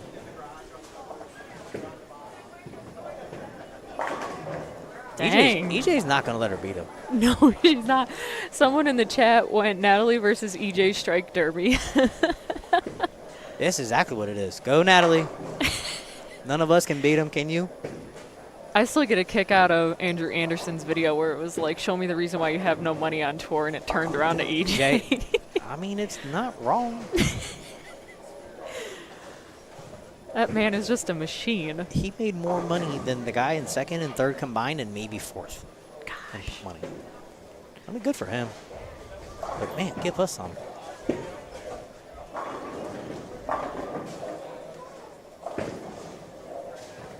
The little kid in me really wants to start playing with all the buttons. Yeah, that's always the hardest thing.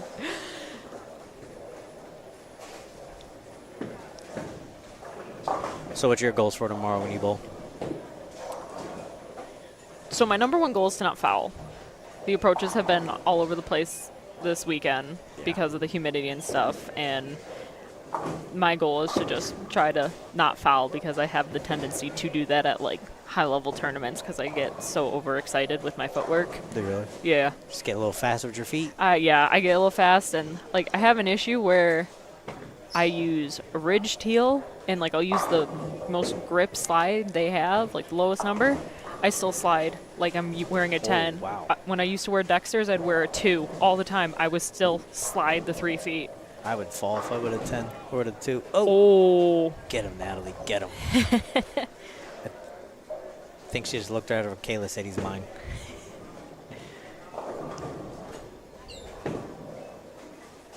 Oh, boy. Hold ball. Aw. Oh, and she lost the count. EJ's the luckiest bowler in the world.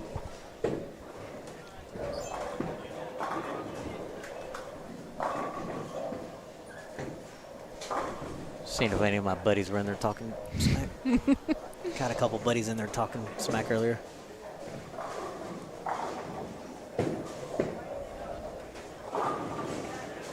I think also for me tomorrow, it's just to beat last year's score.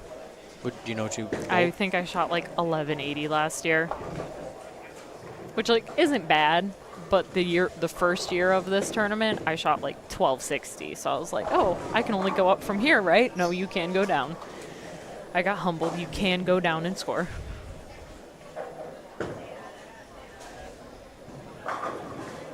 I just made too many wrong ball changes. That's easy to do sometimes. It's very easy to do. And then the last game, you make the right ball change, and you're like, where was this 4 games ago? Doesn't it always seem like the games that you're just like, oh, kind of just, I don't want to say throwing the towel, but you almost like kind of just throwing the towel, that usually turns out to be like your best game? Yup.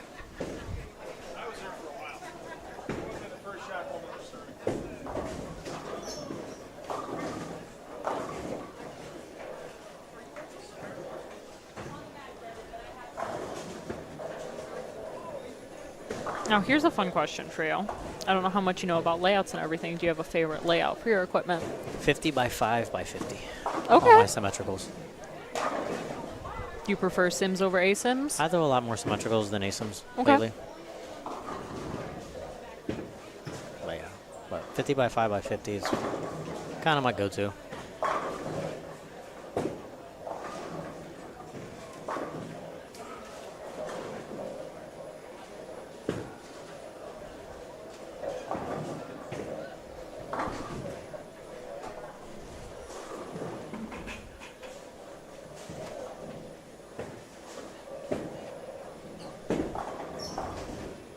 Come on, Natalie. Oh, she got nervous. I can understand being nervous bowling EJ. I've been there. I can honestly say, I feel like I made him nervous earlier this year when he Brooklyn to beat me at the World Series. I mean, whether that was the case or not, but that's going to be my story. That's what we're sticking to. Oh, absolutely. Look, I may have lost that game, but I was like, I made the best bowler in the world nervous. I'll take it. It's the little wins, the little victories. Yeah. I mean, I'm sure he wasn't nervous. That right lane just blew up on us. That always seems to happen in like match play and stuff. It's like, what happened? Well, it doesn't help out the show with the TV lights and stuff like that. They break down even more, a lot faster. I've always heard that. Is that the case with all the lights and everything? Sure feels it.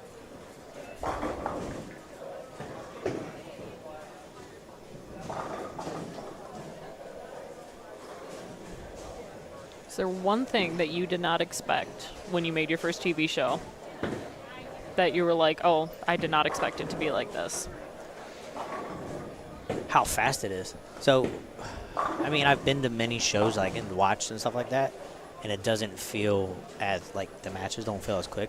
When I was bowling it, and that's one thing they always tell you is it goes in a blink of an eye. Like my first shot in Delaware last year, I don't even know what I did. Oh, I 7-pinned. Mm-hmm. And I don't remember my legs even moving. Like I didn't remember feeling my legs for a couple frames. And then I felt like I blinked because it was just the whole process was mind-blowing. Like the lanes turn on, you practice off the set, then we go on TV. We go on the TV set, we have like a half-hour practice session. We go off, we go back over there, we have time. They strip and re-oil the lanes, and then we go on for our 8 minutes before the show in like a staggered format. Mm-hmm. It was just very overwhelming. And I felt like all of that the whole time. So I ended up bowling EJ on the first match, and I beat him. Then I lose to Bill. So the whole time from the minute I walked into the bowling alley to the minute I got beat by Bill, I swear I was there maybe 10 minutes. It felt like 10 minutes. Dang. It was so, like, I blinked, Mm-hmm. and we were on the show.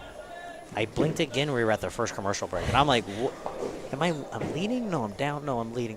What has gone? Like, I had a piece of paper to write where I was standing. Like, it was just, it's so fast, and it was just so overwhelming for the first time. Now, it did get easier. The show slowed down for me eventually, because especially this year, I was fortunate enough. I made so many in a row and made so many that I don't want to say I wasn't nervous, because I was still nervous, but there was a different feel. Mm-hmm. Like, I feel a definite difference from my very first show, even my first show of the year with the doubles when I bowled with Kevin, how nervous I was on that. So we bowled the Illinois Classic that night, and I felt better. And then Springfield, and then by the time we came around for the World Series and the Players, like, I was still nervous, but I knew how to handle it, so I didn't feel as nervous. I probably looked like a train wreck. But I felt so, I don't want to say at ease, but I almost felt comfortable. Is there anything you do now to help keep yourself grounded? That I do now? Yeah. Go to work. No, I just enjoy the ride. I mean, I'm really just a kid living his dream right now. Mm-hmm. I always wanted to bowl for a living. Mm-hmm. I don't have the guts to do it. I have responsibilities, and it's so hard. Like, it is so hard. And I think one thing that helped this year was if I had a bad week, It is what it is. Like, I knew every 2 weeks my check from work was getting deposited. Mm-hmm. So that definitely makes it a little bit easier that I have that fallback on. So I definitely think that helps. So I think that alone helps keep me grounded. Mm-hmm. And then my friends definitely will keep me grounded, because everyone needs those good group of friends that are just mean to you. Yep. Yep. I got those. So my friends will never let me not be grounded. I love them for it. You always need them. Yeah, they were in the chat earlier talking smack. To be fair, I would do the same thing if they were in.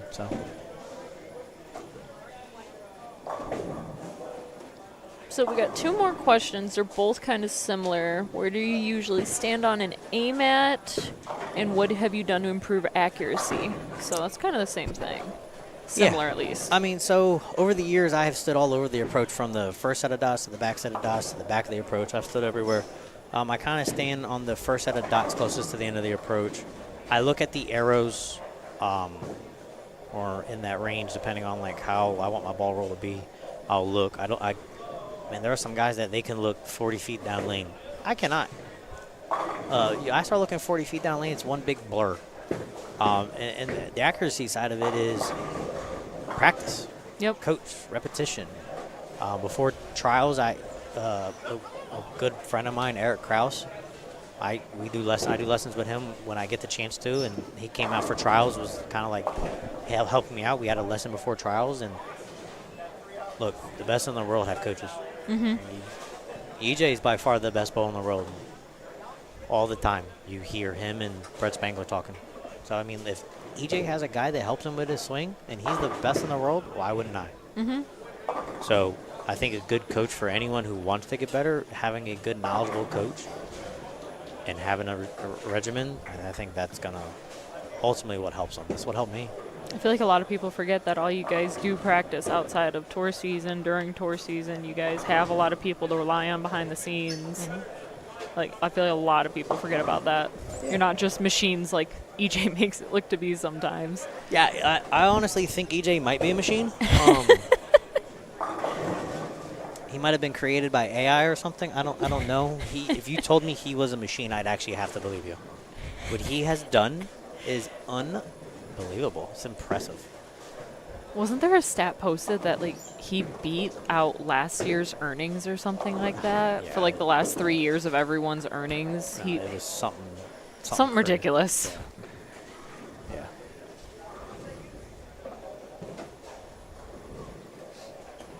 But yeah, if he was a machine, I'd have to believe it. I feel like a lot of people would believe it. No one would question it. No, not at all. Great guy, but there's very little, like, some people you can tell, like, every other shot or something, there's something off. Every shot looks the exact same. He's so solid with what he does. Yeah, no, absolutely. But the best in the world are that way. Yeah. I mean, Andrew Anderson's on a heater right now. Oh, my God, yeah. I just saw what he did at Nationals, too. Yeah. I'm not playing year-long brackets because of that. No. I don't even put money. I'm not even planning on putting money in for this year for brackets for Nationals. Mainly because we're also going first week of July. It's going to be hot. What dates do you bowl? July 2nd and 3rd. I bowl the first and second. Hey, okay. I bowl the first and second. Yeah, I'll be down there on the 2nd. I think we have 11:15 squad or something like that. 11:30. That's good. They say it's cold in there. I was worried that it's going to be like hot and humid and sticky. I haven't heard much from people. No, I talked to Kevin. Kevin McCune bowled yesterday, so he called me yesterday, and we were talking, and they're fine in there. It's cold. It's cold in there. Sweet. That's all I care about. So, like, if you're going to go watch, I'd have a jacket. Now, I'm looking forward to Nationals. We won the team event last year. We have, like, a little, I guess, a ceremony or something like that beforehand for it. We get presented something. Oh, cool. So that'll be cool. Probably going to bowl 550 in team because of it. They say it's so hard after you have something like that, the emotions and stuff like that, and the feeling. They say it's so hard to come back down the bowl. But Luckily, from everything I've heard, team this year is the easier of the two shots. Ooh, team is the hard one. I heard that team Singles and doubles. Uh, That's the easier one. I was told singles and doubles is going to make you What? question everything. I had people who've come back. One dude who's one of my close friends, one of the best bowlers in the state, I think barely broke 5 or something like that. Like, they were not. Everyone say- I know has been struggling with doubles and singles. Everyone that I know says team's the harder other one. Because the team is so flat and there's such a defined out of bounds that everyone's questioning their abilities. And singles and doubles, if they play out, everyone's saying you got to play with a big ball out in singles and doubles to start there. So if you don't start there, like, I could definitely see, because it's definitely a longer, tighter pattern. Yeah. So, like, I can see that. But, Everyone told me team was short. yeah, well, it's sort of. My guess is team's probably like 38, 39 feet. Okay. And singles and doubles is probably in the 42, 43 range. If I had guessed, I have no clue. No one knows. Yeah, no. And the people who that do know are just going to sit there and, like, shrug their shoulders going, I don't know. There's probably really, realistically, I think Hoagland's the one who designs the pattern. He's probably the only one who knows. I'm willing to bet the people who hit the button don't even know, Probably. which is cool. I mean, I like the concept. Outside of a PBA event, Nationals is my true favorite event to bowl.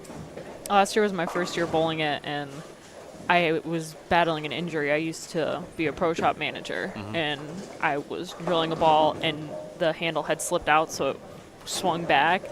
Those Bruised. things move quick. They do, and they hurt. Yeah, they do. And it bruised a tendon. I couldn't even, like, use my ring finger. So for both team doubles and singles, I was standing all the way right and just lightly guiding a ball into the pocket because I could not put any hand in it. I cashed in doubles and singles, so I'm like, I'll take it, but next year better be better. Yeah, that hurts. Those hurt. Oh, yeah.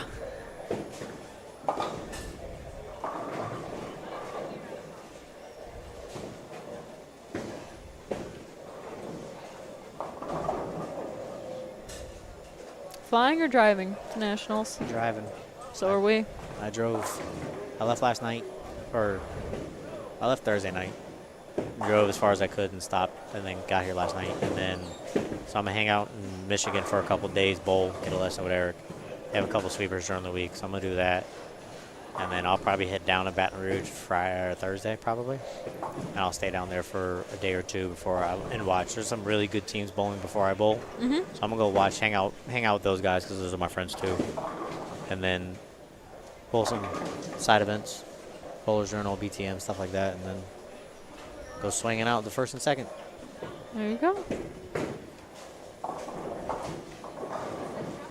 Now that I think about it, didn't Andrew Anderson like take over the lead at Bowler's Journal with a triplicate of 279 or something? That was Mitch Hoope. Mitch Hoop? Okay. And Mitch bowled a triplicate 279. Yeah, that's why I was like, it's one of the global staffers. I could not remember who, and I apologize. Yeah, no, it was Hoope. Hoope bowled. That's a big number.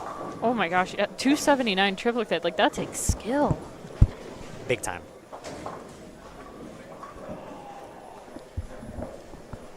I did that one time in league.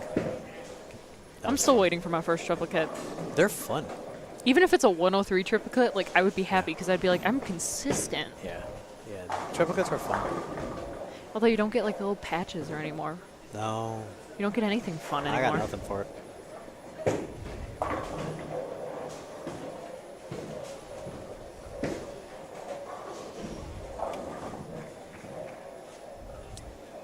Ooh, we got some people saying approaches were fine in Baton Rouge. It was 95 and humid when we bowled. Center is very cold.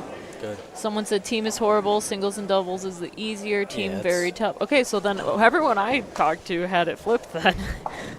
Because they were all saying in doubles and singles, like my one friend threw her Ion Max and could not get it to move. It just went 60 feet. Yeah, that makes sense. And I'm like, you can't get any more big ball than that. Yeah, no. I heard the parking Oh my God, yes. in there is.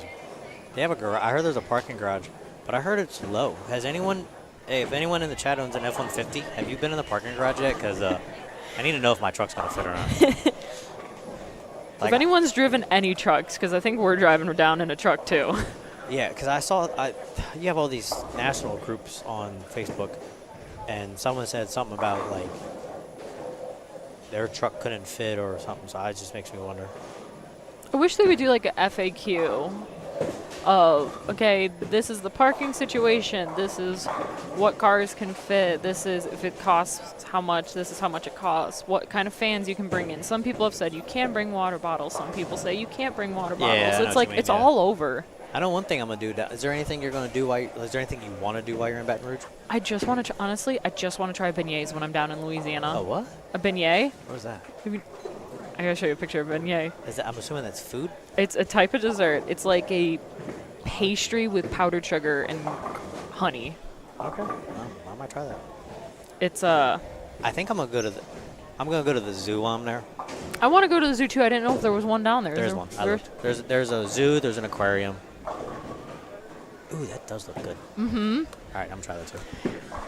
I had first discovered them when I was a kid and I watched Princess and the Frog. I never watched that. Princess Tiana makes beignets at her restaurant, and that was her thing that she sold at her new restaurant. And ever since I was a child, I'm like, I want to try beignets. And my parents are like, if you do, you need to get them from Louisiana though, where they make them.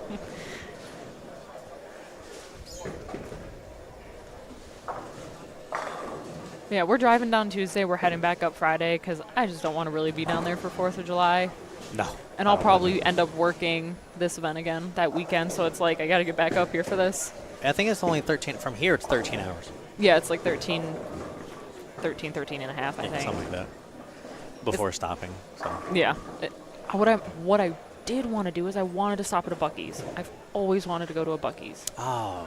And there's no Buc-ee's on the way down. We either have to go like way east or way west to get to a Buc-ee's. I'm probably going to hit one on my way home.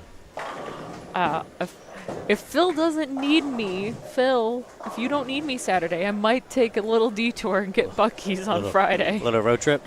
Because it's either you got to go to the east side of Tennessee or Springfield, Missouri to get a Buc-ee's. Wait, there's a Buc-ee's in Springfield? Missouri? Yeah, I looked it up. Oh, I was in Springfield for a whole week and never went. I don't know if it's one of the big ones, though. Someone said they have Okay. small locations and big locations, but when I looked up all 64 locations, one of them was Springfield, Missouri, and I was like, well, dang.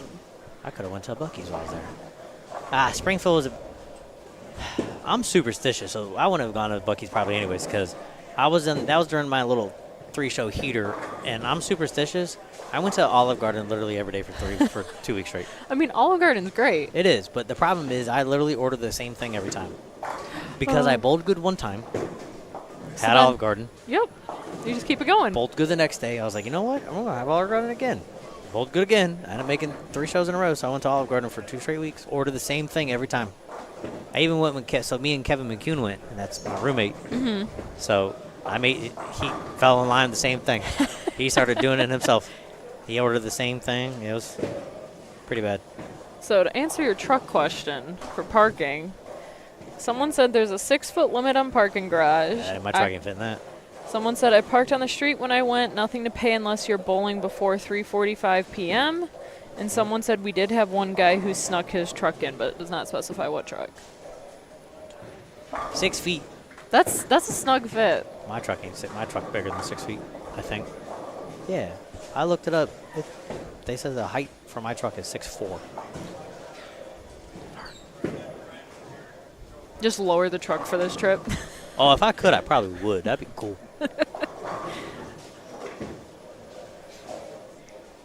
You excited to bowl tomorrow?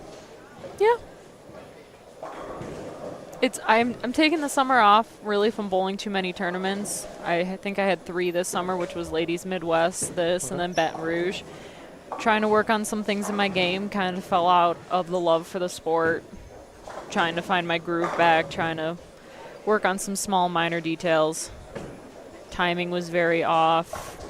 I've had some elbow and wrist pain a few months ago. I got put in a brace. I almost tore some tendons in my hand because I would always start with my hand like royally cupped like this. Yeah. So I just started straining them. I believe it.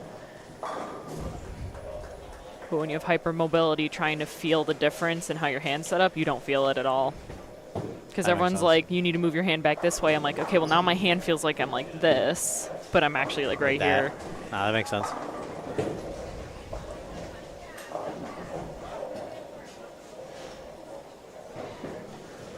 What 6 balls did you bring with? Or did you bring 6 balls with, I should say? I have 15 in the truck. And I have 15 in the truck. So the plan is there's only 2 balls I know for sure, or 3 balls are 100% in my bag. Mm-hmm. Because you could check in 8. So the 3 that are for sure for nationals is my purple hammer, my plastic ball, and my stealth whip. We're gonna do the team practice session. Mm-hmm. And that's when I'll bring those 15 in, use those. I have like a little practice session, and then I'll decide what the 8 I'll use. But I brought a nice round equipment, so I'll probably 8 balls for team, and then I'll probably have change a couple out for singles and doubles. Mm-hmm. So I'm pretty sure the purple hammer won't make the cut for the singles and doubles.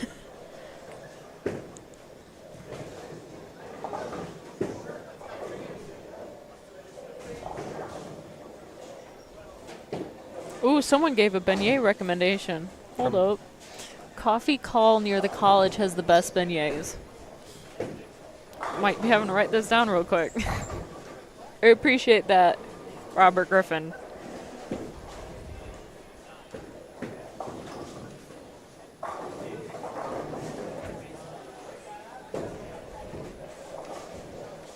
I'm simple like that. Like, just trying new food is what I'm like. When I went to Vegas this past year, I don't know how much Phil has told you about me. I'm only 21, so Vegas this year, I was able to experience Vegas as a 21-year-old. Okay. And my excitement was to go to the Strip and try the food, because I've always watched videos of like all these like amazing Michelin chef stars having restaurants and stuff. Like, I had Bobby Flay burger that had like chips on it. Best burger I've ever had. And it was just like a quick little burger restaurant. It wasn't like a sit-down place. It was just a little burger restaurant. Really? beautiful. It was inside Harrah's. Okay. Highly recommend if anyone goes there. And then, like, literally right next to it was, like, Guy Fieri's chicken. My friends had that. It was See, great. I watch a lot of those shows, and people are like, oh, that looks so good. And I eat like a child. Like, it is bad. And if any of my friends are listening, they will tell you, I eat like a child. Literally, it's pizza, hamburgers, I'll eat a steak, chicken tenders. Those are my go-to. Honestly, a kid's menu is perfect for me. I mean, you can't go wrong with chicken tenders. No, you can't, but literally, like, if we're all, like, on the road, a bunch of us trying to find somewhere to go eat, like, they literally were like, is there a kid's menu? All right, Tim's good. I will say the other day I got taken out to a fancy Italian restaurant with my family, and I'm looking at all this stuff. I'm like, they have a kids menu of just like plain pasta or something. Can I get spaghetti and meatball, please? I'm like, I just want something simple. Some days kid menu is the best. And some places they put a freaking age limit on kids menus. Like if I want to order from kids menu, let me order from the kids menu. Yeah, because some places you go, the portions are just too big. Yeah. And then you are not going home or you're not going to a hotel. So it's like, well, I can't leave it in the car right now because it's hotter than Yeah, I did that. all living. I did that yesterday. I went to dinner. I went to Olive Garden, and then I have a fridge in my room. So I was like, oh, I'll bring my food with me. Mm-hmm.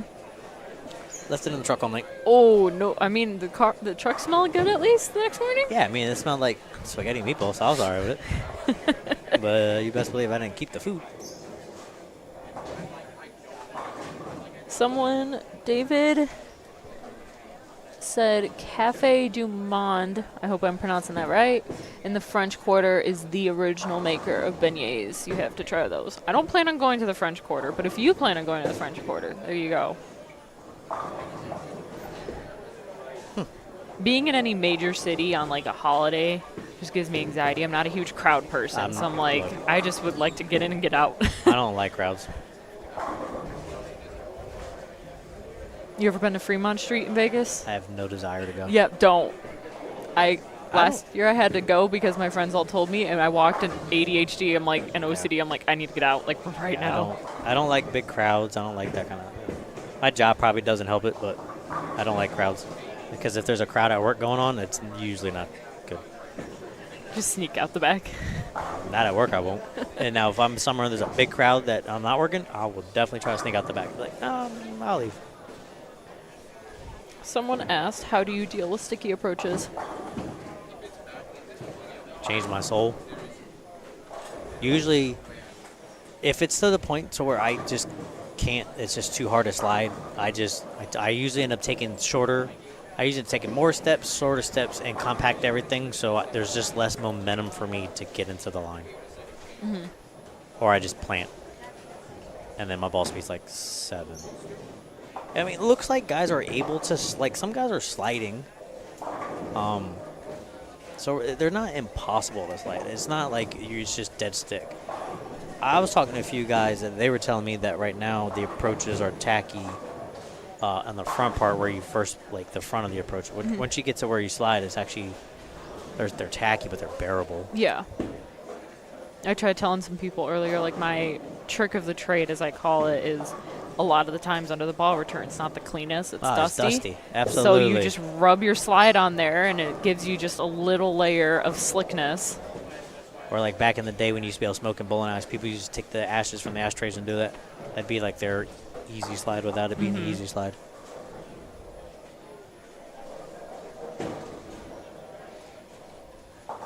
So someone said, been bowling my entire life, on and off, about to get my card, and I'm able to beat pretty much anyone in my city or surrounding cities, but some reason I still don't have a 300. Is that unheard of? I would say 300s on any honor score is very hard to get. You could be bowling for a long time, and honor scores are just... So, I mean, it depends. I mean, if you haven't bowled a 300 on a house shot, I mean, it happens. Not every house shot's dead walled. Like, there are some house shots that they are hard. Mm-hmm. They're more like challenge shots. Yeah, and the topography of the building. So, I mean, is it unheard of? I mean, people want to say it's almost unheard of because there's honor scores left and right nowadays, but no. But, I mean, kudos to you for willing to get your card. I feel like that's a big step for a lot of people, and I think it's I would suggest if you just get your card, definitely bowl some regionals before you ever try to come out and bowl out here. When I first got my card, I didn't bowl out here for a while because in my mind, if I wasn't one of a few guys had told me, and they were like, if you're not a top guy in the regional, and those are the weekend warriors, if you don't feel like you're one of the top weekend warriors around, then well, how am I going to beat the best? Like if I didn't feel like I could walk into any regional and win that week, then I didn't want to go out and bowl against the big boys because, I mean, if you see EJ walk into a regional, you're like, oh, well, he's probably bowling for the title. And until I felt like I could bowl for every title, I didn't want to come out here. Now I feel like if I bowl a regional, I feel like I'm going to bowl for the title. Fair enough. Basically did last year. So so it made sense. I mean, that's my view. It's how I feel. Whether it's right or wrong, I don't know. I'm similar in the sense of I feel like it is very much a grind. For me, 2-3 years ago now, I bowled my first 2 regionals on the women's side, and I had never bowled sport really, besides at junior gold. Even then, I didn't have a coach that taught me sport. It was just one of those, I try to view it as a difficult house shot. Right. I didn't know any better, but both regionals, the Rockford and the Minnesota regional, I was within 30 pins of cashing. It's good. For my first ones. And I'm like, okay, if I can at least do that, I feel That's like a I good have a start. chance to be out here. Yeah, like that's definitely a good start for your first couple. Absolutely. Is there another squad tonight? Yeah, there's a squad at 7. Okay. It got crowded in here really quickly. Yeah, they're with it getting to the end a little more. There's 3 squads now on That's good. Saturdays. This year, I think I was told this morning, we have over 1,300 people for the 7 weeks. Not bad. No. Every year it's gone up. Every Good. year it's gone up about 100, 200 people. This is my first year doing it. It's a very fun tournament. I've been bowling it every year. This is my first year. I'll definitely bowl it again next year.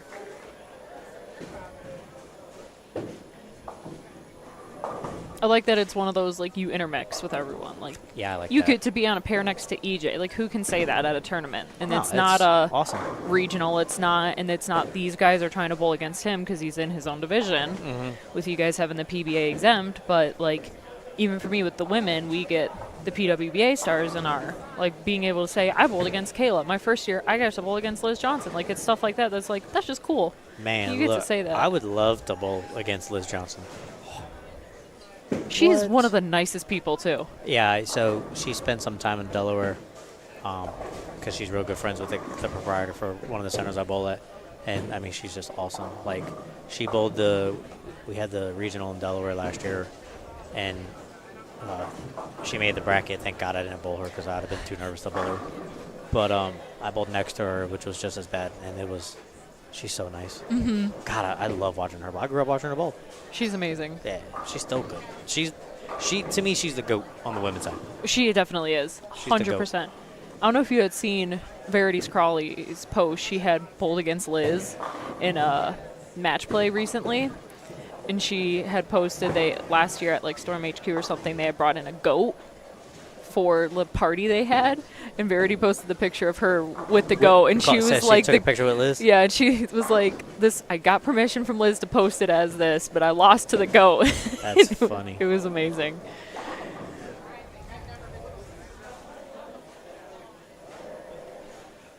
Yeah, if the PWBA tour is ever around, I don't know if I'd be allowed to bowl the pro because I'm considered a pro, but I would definitely try to bowl it because, I mean, man, you got Stephanie Johnson bowling, Liz Johnson, and Dasha Kovalova. I mean, you just got some of the people that I've never met.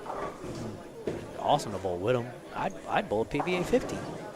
Meeting Pro-Am. half of the pros and stuff, like Kayla Crawford, I met her when I bowled one of the pro-ams out in Rockford. Her and I have been friends ever since, and I got to see her today for the first time in the 3 years Yeah. since it's been here. And So, it's, like, I mean, I think that's one thing I feel makes bowling stand out of other sports is bowlers get to intermingle with our game's greats. You're not going to intermingle with LeBron You're not going to intermingle with Scotty Scheffler. You're not going to. I think that's one of the things that I think stands out about bowling is you get to do that kind of stuff in other sports. You just don't. Absolutely.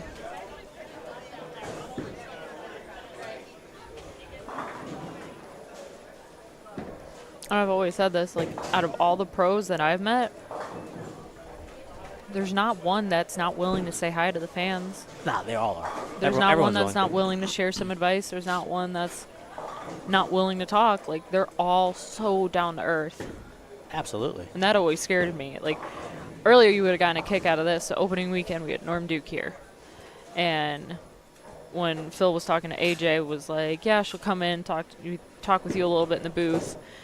And he's like, but she won't fangirl at all. She did okay with Norm. And I'm like, Norm literally called me out on me shaking. Like, it's insane. Like, getting to meet some of these people, like even getting to sit here and talk with you is insane because I got to see you bowl the Illinois Classic and stuff like that. But you guys are all so down to earth, and just getting to talk with you is always amazing. Yeah, it's one of the things that it's always been my favorite part of bowling.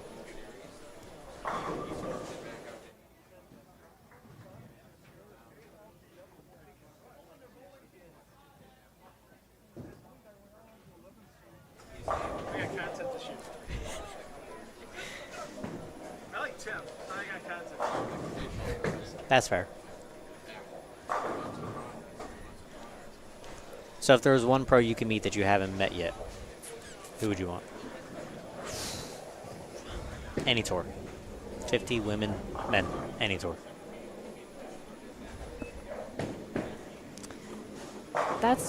So I would probably have to say either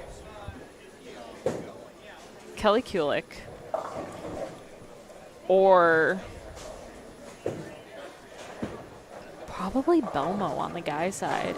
But here's the thing. The reason why I say Belmo is just the mental game. Like, I have mad respect for all of you being able to go out and do it and bowl as many games as you do. Like, my body hurts bowling 6 games, and I've chosen to dedicate my life to streaming bowling tournaments, stuff like that. But just being able to still continue what he does. Otherwise, on the guy's side, I'd probably say, like, any of the guys from, like, the house bowling. Like Kevin Williams, Mitch Upe, Packy, all of them. Like, because, like, I met Darren when I was in Vegas last year, and I would have said Darren before, but I'm like, okay, well, I met Darren. I've met a few of the other guys. It's one of those, like, okay. Those house guys they're funny guys. I love them. That's one of those, like, I need background noise. House bowling goes on. Yeah, we did while we were in Reno, we did a video for one of the New Brunswick balls. We did like a little fun thing for the house. That was a lot of fun. Yeah, them guys, those are really good guys. There really aren't any bad guys on tour. No. I'm like, all the guys being able to do this kind of work and then going to the Owens Classic and everything. I've met most of the guys that I've wanted to. So what'd you think of your first experience on watching a telecast? Absolutely amazing. Was it what you thought it was? And more. And seeing the behind-the-scenes stuff. You don't realize how much work goes into a telecast. Like, it's so cool. It was awesome. Like, one of the things I enjoyed about is not only bowling on TV, but, like, watching all the behind-the-scenes stuff and then having access to go to certain spots on the set that you only get to really kind of do because you're on the show. Like, sitting with the production and then seeing the big old trailers outside and Joe Ciccone. I ran into Joe Ciccone in Jackson, and me and Joe were sitting at the Buffalo Wild Wings eating and having a conversation. He was like, "Man, if you ever want to see the production truck," I'm like, "Absolutely!" Like I like seeing the behind the scenes stuff. Like, that's one of my favorite. That was one of my favorite parts of the show, was seeing the behind the scenes outside of bowling on it. That's always the coolest thing. And, like, when I got started into this stuff, no one realizes how much work it goes into it. No. How many people behind the scenes it takes to make this stuff run smoothly, staying on schedule, all the technical sides. If something happens, you never know something went wrong because they're all right on top of it, ready to go. Like, the whole behind the scenes crew, everything that's done, it's absolutely amazing. Absolutely. Did you ever hear the story about the first time I got taken on the tour truck where you guys have all the equipment? So That's a cool place. yeah, the funny story is, so I was a pro shop manager for Bowlers Mart for 2.5, 3 years-ish. Went back to school. I love the whole drilling side, understanding bowling balls, covers, cores, yada yada. I get asked one day when I'm there working as a mechanic for the qualifying, hey, do you want to go on the tour truck quick? And I'm like, yeah, like I would love to see that. We go inside there. I'm seeing bowling balls like I've been discontinued, haven't seen him forever. I'm squealing on the inside, freaking out. Then we go back over and look at the presses because I was always curious how they did the presses and everything on a trailer truck. Wes Malot's sitting in there drilling a new Origin because he had just shot like 300s that morning or something. I'm not geeking out over the fact that Wes Malot's sitting in there. I'm geeking out over the fact that they have a jig on the presses I had never seen before, and it was so cool. Which jig they have? I don't remember. The Lichstein one, or the two handles? Yep. The swivels? Yeah, the Lichstein. I was like, and it moved, like how they had it so it could move easily and everything. I'm like, Yeah, this what? makes drilling so much Yeah, easier. once you line it up, lock it in, you're good. Especially when you're a two-hander. What? Done. Yeah, that's always the funny story that everyone loves to tell now is I'm sitting in there, and Kyle Troop walked past me too. I'm sitting in there geeking out over A drill press. a drill press, not Hall of Famers, PBA pros, none of that. I'm a drill press.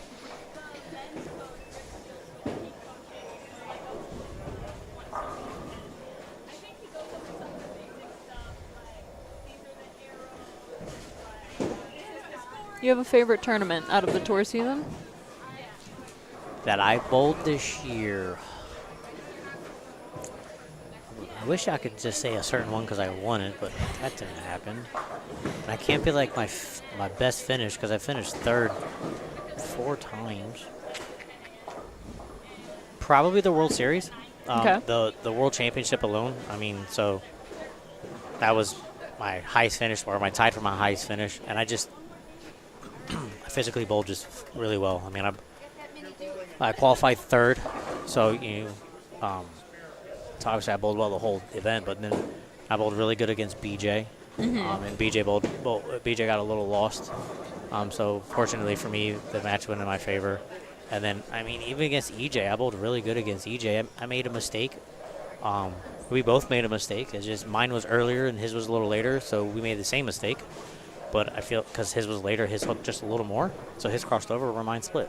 It is what it is. My favorite match, however, on TV was against Kevin. When I bowled Kevin in the opening round of the Players, because there was definitely a little banter back and forth between me and him. So that was my absolute favorite match on TV. But the World Series was definitely my favorite one from the year. I always felt like that was such a cool tournament format, like fitting, is it 5 events? Yeah, into like a week and a half, 2 weeks? Yeah, long time in Reno though. Yeah, for Reno, yeah. I like the World Series format because we've all bowled tournaments where there's multiple qualifying squads. And we've all bowled ourselves out of it. Like, you feel, let's be honest, you never actually, you feel like you bowl your way out, but you could always try to claw your way back in. But we've all bowled tournaments where we bowled the first block and we're just like, you truly feel like you bowled your way out of the tournament, the first one. So the nice part about the World Series is if you feel that way the first round of the tournament, yeah, maybe you bowled yourself out of the Worlds, but then you still have the next pattern or the next 2 or 3 patterns that you can go get it on. And then you literally can focus on those patterns, and it could really turn your whole tournament around. Because if I didn't have the run I had at the World Series, and let's just say I led Scorpion. So let's say I lead Scorpion and I win that show. I finished the dead last in everything else, though. My week is still made. I won. Yeah. So that's the beauty of the format, is you have multiple chances for the week, which I think is why there's so much international attendance, because for them, it gives them 5 opportunities. It makes sense. Outside the Masters, the World Series is my favorite event to bowl. The Masters is my favorite because I've always bowled well in it for the most part. And I like the bracket and all that kind of stuff. And with the Masters, you get all the no names and you see new faces, and I think that's why I like the Masters so much, because I always felt like that was always my chance as a no name. But the World Series is definitely a special one. Do you have a favorite pattern out of the World Series? No. I cashed in every pattern. There you go. So, I mean, I made the Shark show, so maybe Shark, but then I made the World Series, the World Championship show. So whatever that pattern was, I think it was Earl Anthony, I'm not sure. But I try not to fall into knowing what a pattern is for the most part.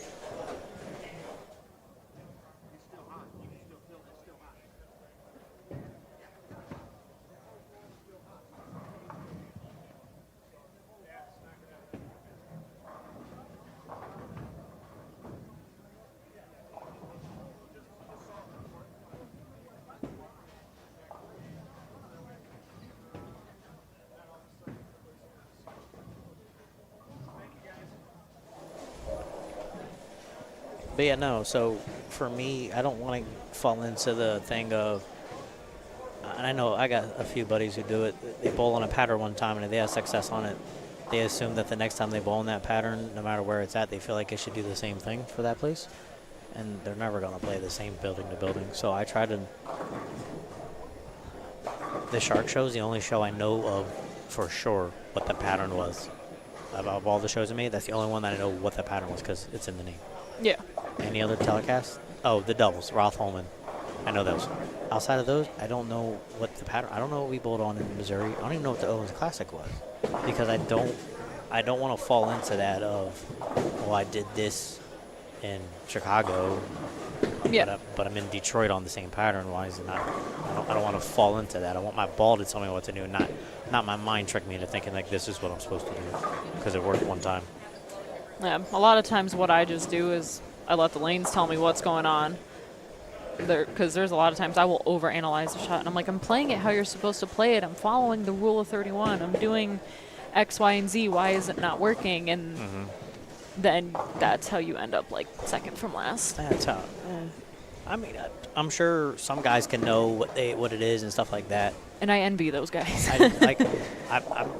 EJ's probably one. You could probably go tell EJ and be like, EJ, you won here. What pattern? You'll probably know. Yeah. You'll probably know.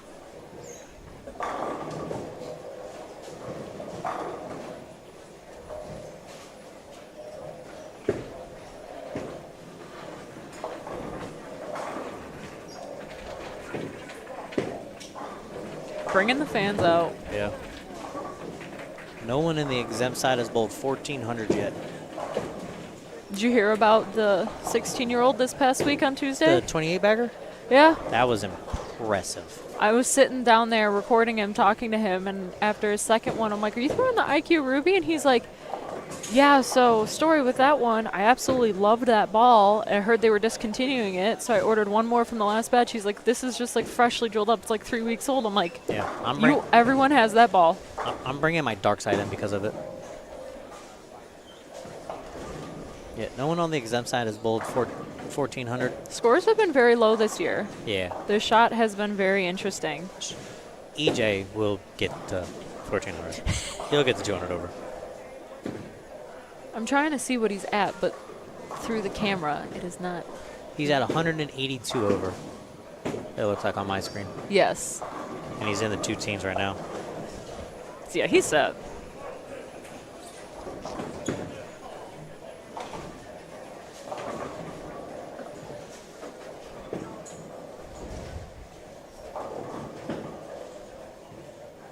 Someone asked what was the most difficult pattern on tour this past season. The Masters. The Masters. For me, it was the Masters. Now, is it the Masters or the Open that has the multiple patterns? The U.S. Open. The U.S. Open? Okay. US Open. I got to check at the U.S. Open. The Masters, I'm pretty sure I was probably bottom 5. It was so bad. The Masters, my body didn't want to work. I made the show that Saturday for the World Series. Had a red eye out that night, flew into Detroit that morning of practice, and I didn't sleep at all that night. I practiced, but the body just kind of, the body was just exhausted from the World Series. It never recouped. And then you take the hard pattern on top of it. Like, To go from the World Series to the Masters, that's a quick flip around. it was, I think, not even 24 hours from the time I did the last ball on the World Series show to the practice session was not even 24 hours. Dang. And I had to get from Reno to Detroit. So it was definitely hard.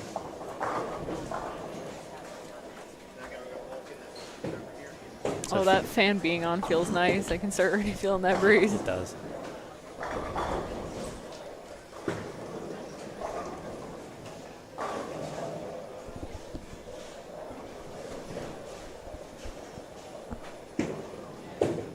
My goal tomorrow is usually my goal for any PBA event or anytime EJ's bowling is to be 1 pin higher than EJ. Usually if you're 1 pin higher than EJ, you're in a really good spot. So that's my goal for tomorrow.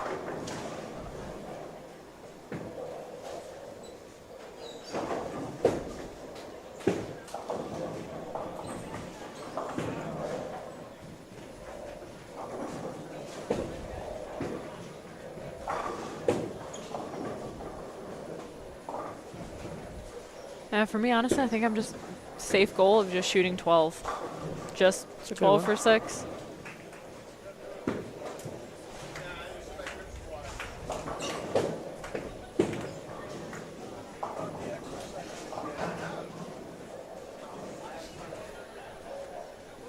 Now, for those who are following along with scoring, Kayla Crawford, I have 100% faith in her, has a big chance of taking over Women's Classic League.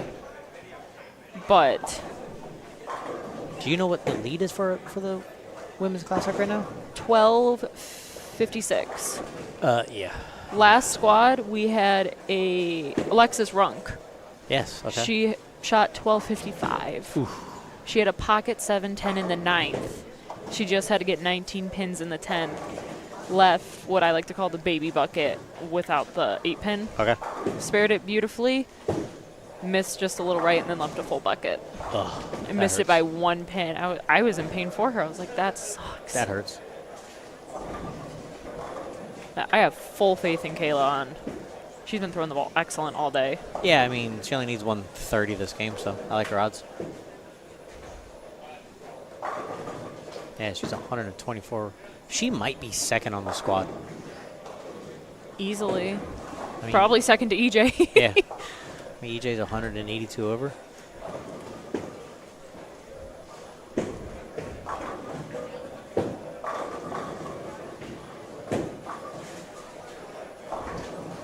And then obviously Open Classic right now. Weston, I want to say, shot 15.26 or That's something like that. Massive. 233, then back-to-back threes. It was like, what? That's a massive number, by the way. And he didn't even want to bowl. His Really? mom, I was talking with his mom. His mom was like, yeah, he said he wasn't really feeling like bowling it because it's modified house challenge. All right. And she's like, just bowl it. You're like, it's experience. You'll have fun, blah, blah, blah. I looked at him after that. I'm like, I bet you're glad you bowled now. Like, you're going to be leading this. He's like, you think it will hold? I'm like, I think you're safe with 1,500. Like, that's a monster score to beat for 6 games. That could potentially be the biggest number for any division combined. Yeah. I think that was the first 800 we've had in this event, too, Really? in the 3 years of it now. I don't remember if there being any other 800s.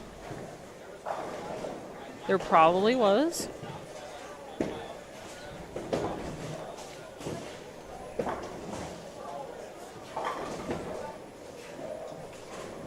I know Graham put up a pretty big number last year. He might have bowled 800. Yeah, he would be the only other one I could think of.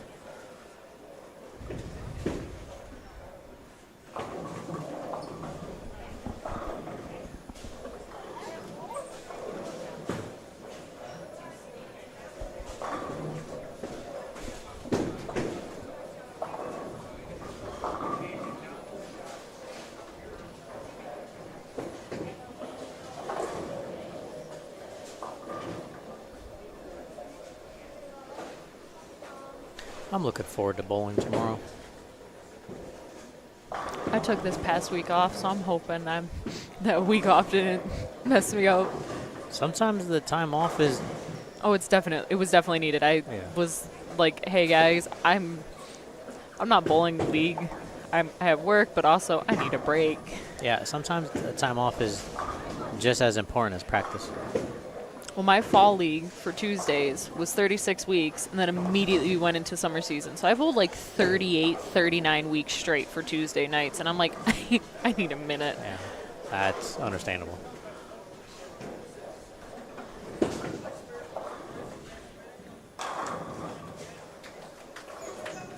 Scooter has a good point. Lenny Borsch might have 800 his first year. When this tournament was in Wauwatosa, he put up a very big number. Yeah, Lenny. That's a good point. Lenny might have actually, it's true. Forgot about that. I wish there was an easy way to pull up past scores.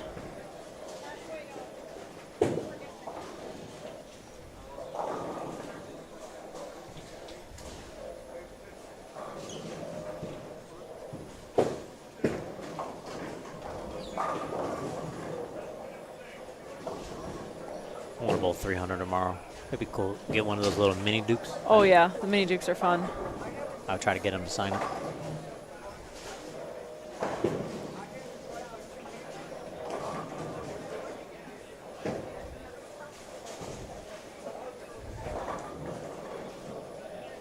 That's a really cool idea, actually, getting Norm to sign the mini duke. Awesome.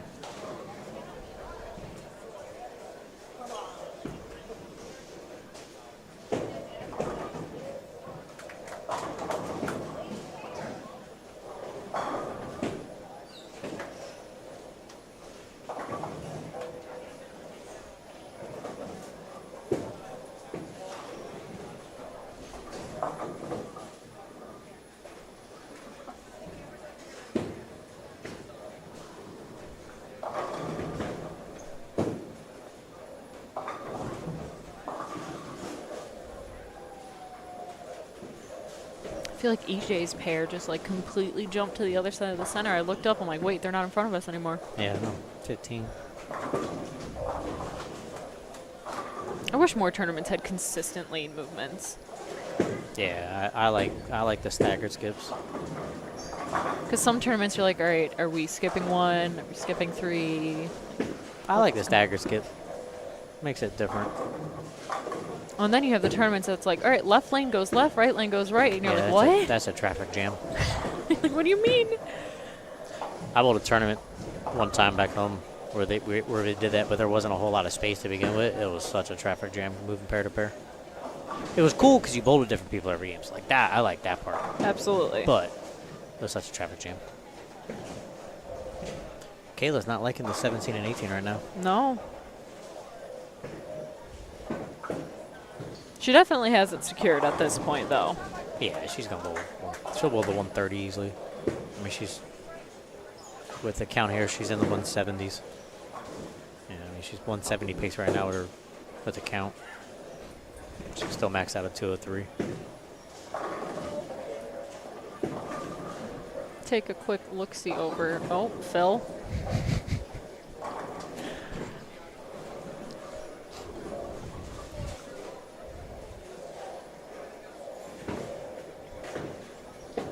EJ strikes out. Look at the 240 over. Does he have two spares? Yeah. He will 58 if he maxes out. If he maxes out, I'm pretty sure he will. Yeah, I mean, you always just assume that dude will.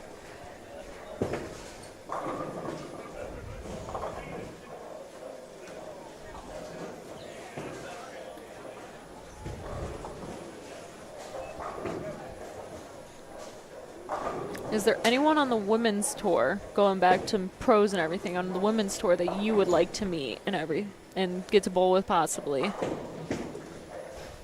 Because are you bowling the Lucci doubles? I'm not bowling the Lucy. Is it Lucy or Lucci? I've heard Lucy. Lucy? Okay, I've heard a lot of people say Lucci, which is why I pronounce it that way.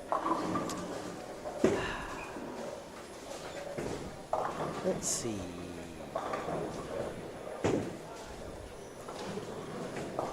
Kelly Kulik would be a cool one. To meet Kelly and bowl with her one time.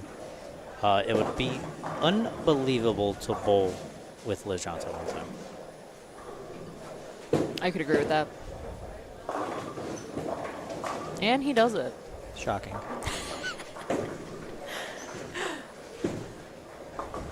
Anytime you're like, oh, this person can max out at this. Oh, no, I'm sorry. He got the 250 over. I took 10 pence from him.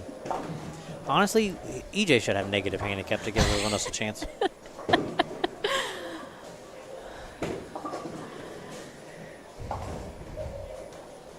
The first time I heard about negative handicap, I thought someone was pulling my leg. I'm like, what? What do you mean negative handicap? Yep. It's definitely an interesting concept.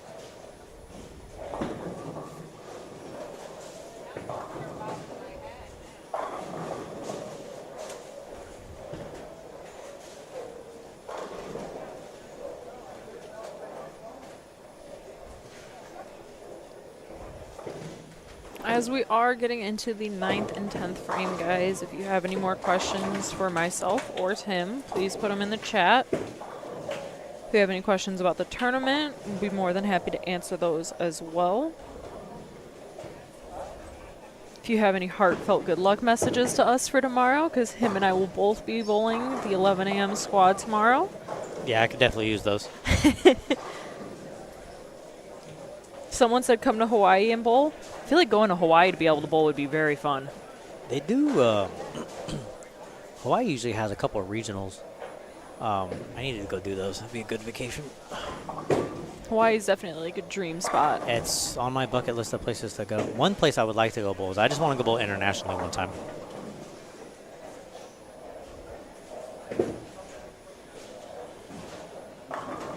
Getting to bowl internationally would be very cool. Although I feel like the checking of the bags would be a pain. I feel like that's a pain anytime you fly anymore. Fair. I have air tags in mine, and it's always like, did they make it on the plane? Sitting on the plane, checking them, seeing if they got it. Dang, 17 and 18 really is not being nice. I think that right lane is the one especially she's not liking. Split, spare, strike, split, 2-8. Scooter said he would be bowling the tournament tomorrow as well in our squad, and said, let's hope at least one of us takes the lead in our division. How about both of us take the lead in division? Come on. Let's do it. Both of us. How about all three of us, better yet?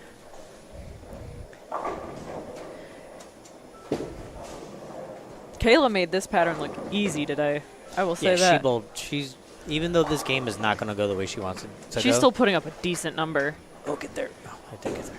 Yeah, no, she's a solid number.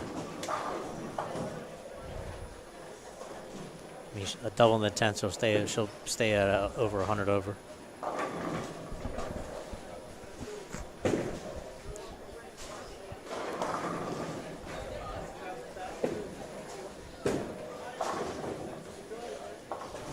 You have a ball you're going to start with right now? Or not right now, tomorrow, obviously. No, I'll bring a couple in. I'll bring 6 in and shuffle through it. I'll, probably be Hammerhead, Stealth Mode, GB5, Dark Side, GB5 Pearl. Probably won't bring a Black Hammer in just for the sheer fact of it's a higher ratio.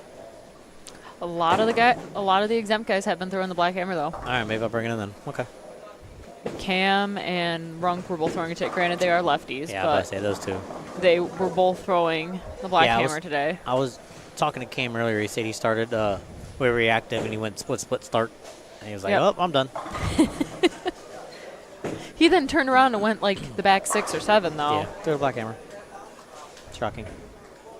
I love Cam. Cam's such a good dude. He's an amazing guy.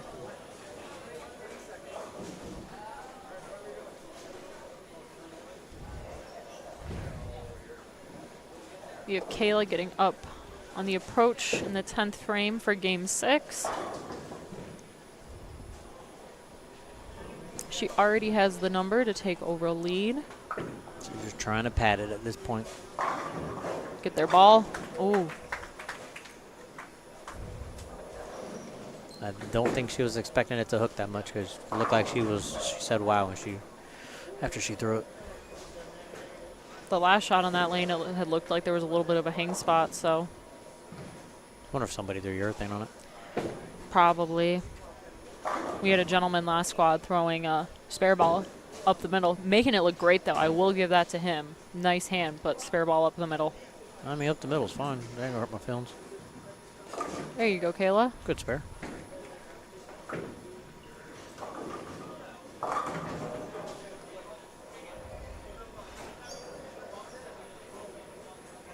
Are Zach and EJ related? Yes. Yes, they are. Brothers. Kayla is Zach's girlfriend? Yes. I believe. I know they're together. I just didn't know the title, I guess you could say, of the Right. relationship. Come on, Kayla. It's a good finish. Nice mixer from her. Yeah. Taking over lead. That is what? A 171 added on to an 1124. So, 1390? no, 12. 1290? Yeah, 1290. 1295. I swear I can do math. She's 95 over. It's a good block. 95 over is a good block. Definitely a good block.